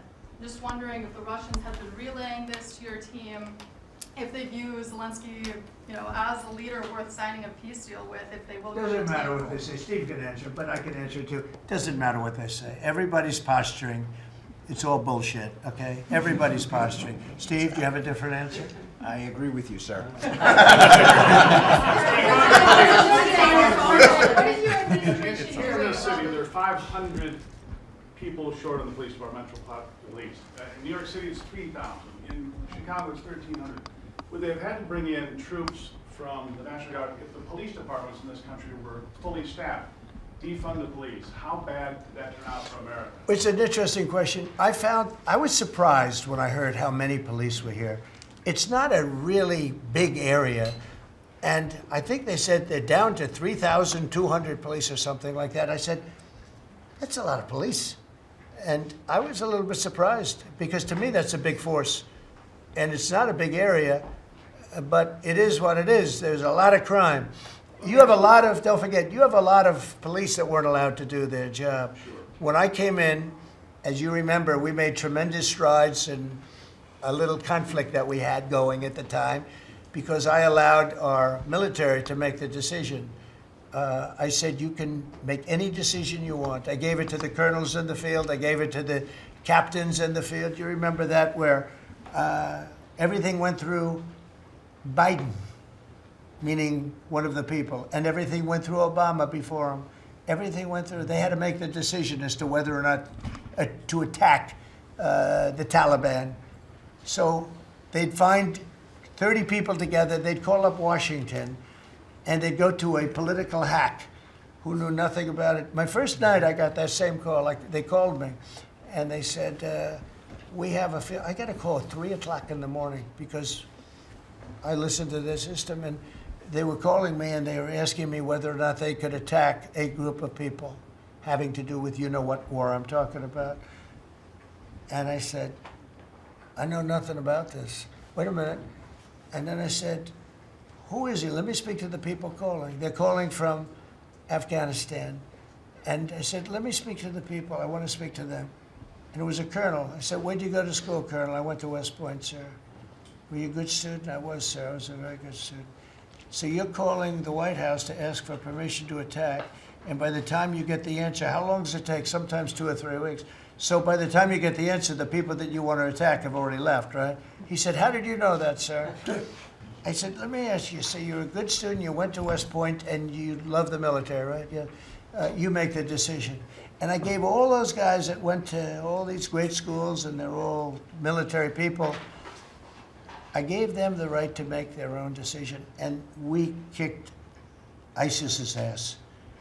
Don't forget, ISIS was supposed to be, take 5 years to terminate them, and we had a man named Raisin Kane, who happens to have done the whole thing in Iran.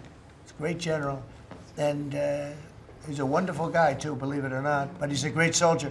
We let them do their work, and we defeated ISIS. We defeated everybody. Every fight that we had militarily that I had, I won.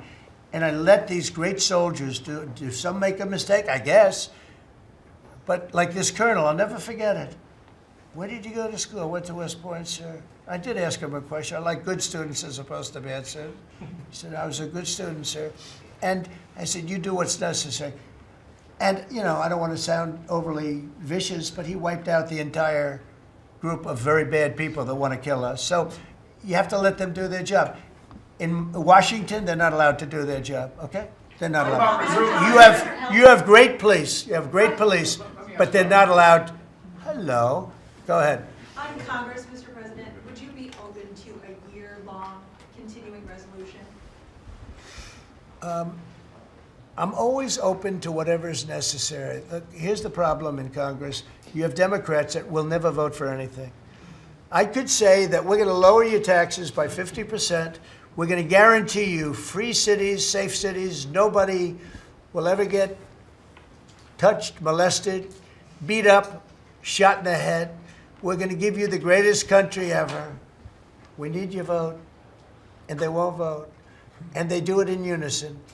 The only thing they do good is cheat on elections and unite. You know why they unite? Not because they're good or they're loyal people. They unite because they're afraid. They're afraid of the radical left. And you can't get their vote. So we have a vote coming up at the end of September. And I think we're going to pass it because we have the majority. And I think almost every Republican will vote for an extension. Because no matter what deal you make with these people, look at Schumer. He made a deal a year and a half ago, and after making the deal, he's been almost run out of the party. He's not the same man. He's not the same man. He's finished. He aged 20 years. He's become a Palestinian, by the way. We call him our great Palestinian senator. But Chuck Schumer, and I wrote him a letter. I said, Chuck, that was really great. Thank you very much. And somebody gave the letter to the press, not me. And he was destroyed because they thought I was being sarcastic, and I wasn't. He made a great decision. It kept our country open. It was a positive. But you can count on almost no vote. I mean, I see things. I'll give you an example, crime. So we're going to pass a bill to stop crime.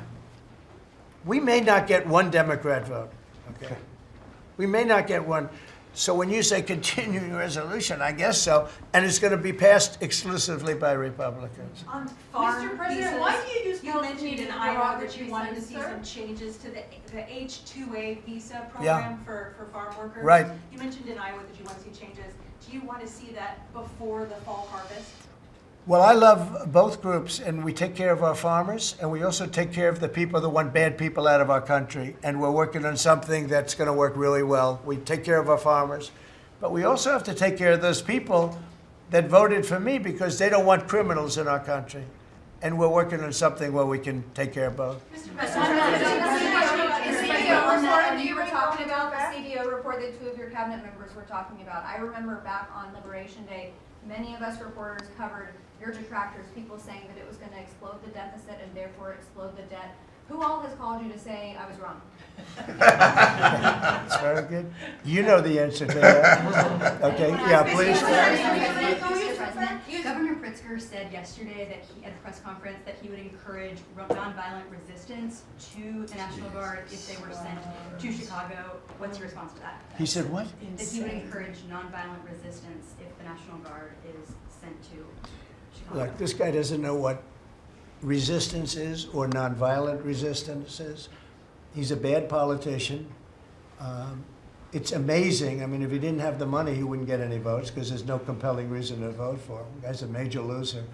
But it would be nice if he would call me. I would change my mind immediately. He said, you know, because everybody knows Chicago is a hellhole right now. Everybody knows it. It's not like he's saying, Chicago has much better numbers, right? Well, what's much better? You mean 100 people are going to be murdered? It's going to be much more than that. So I would have much more respect for Pritzker if he'd call me up and say, I have a problem. Can you help me fix it? I would be so happy to do it. I don't love, not that I don't have the right to do anything I want to do. I'm the President of the United States. If I think our country's in danger, and it is in danger in these cities, I can do it. No problem going in and solving, you know, his difficulties. But it would be nice if they'd call and they'd say, would you do it? And we do it in conjunction. Now, we work very well with the police because we naturally get along with the police. So the police and us work really well together, whether the mayor is opposed or whether, I mean, you have a really rotten mayor there too. He's got a 6% approval rating in Chicago. And I see black women wearing a red MAGA hat last night on television. Please let the president come in. My son was attacked. You have a force of black women. Black women.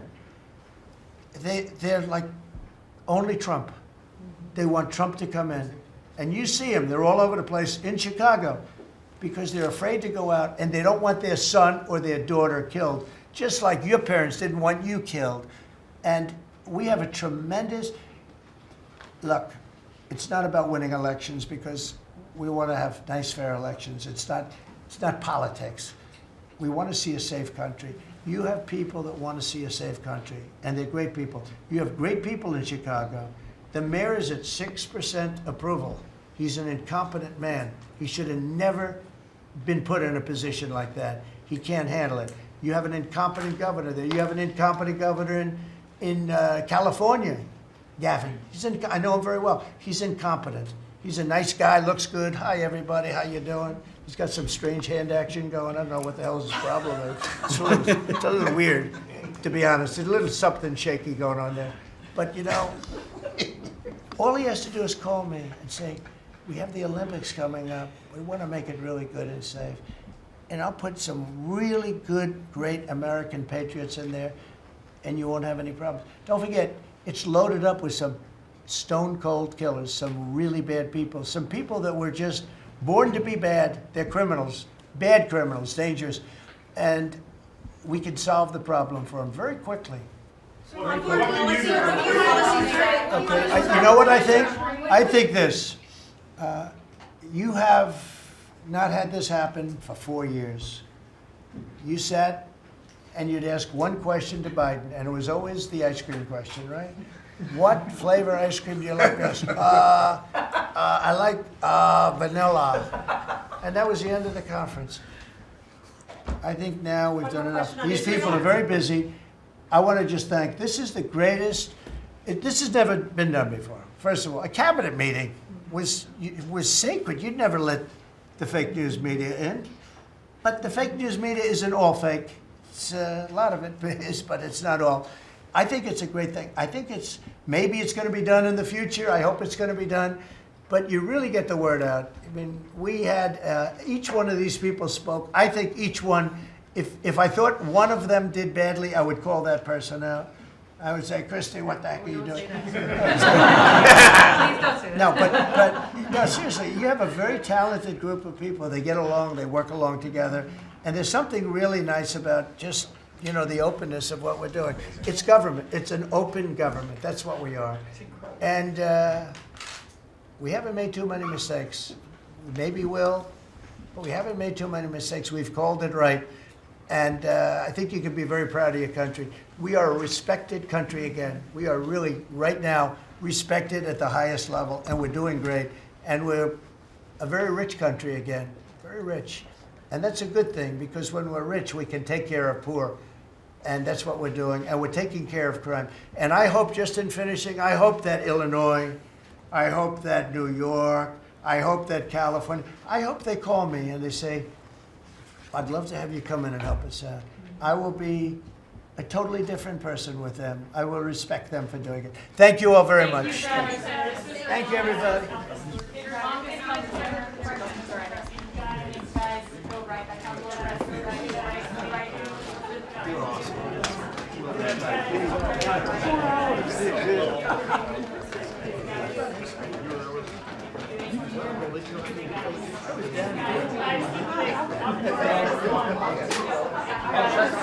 I'm not even looking at it. Thank you.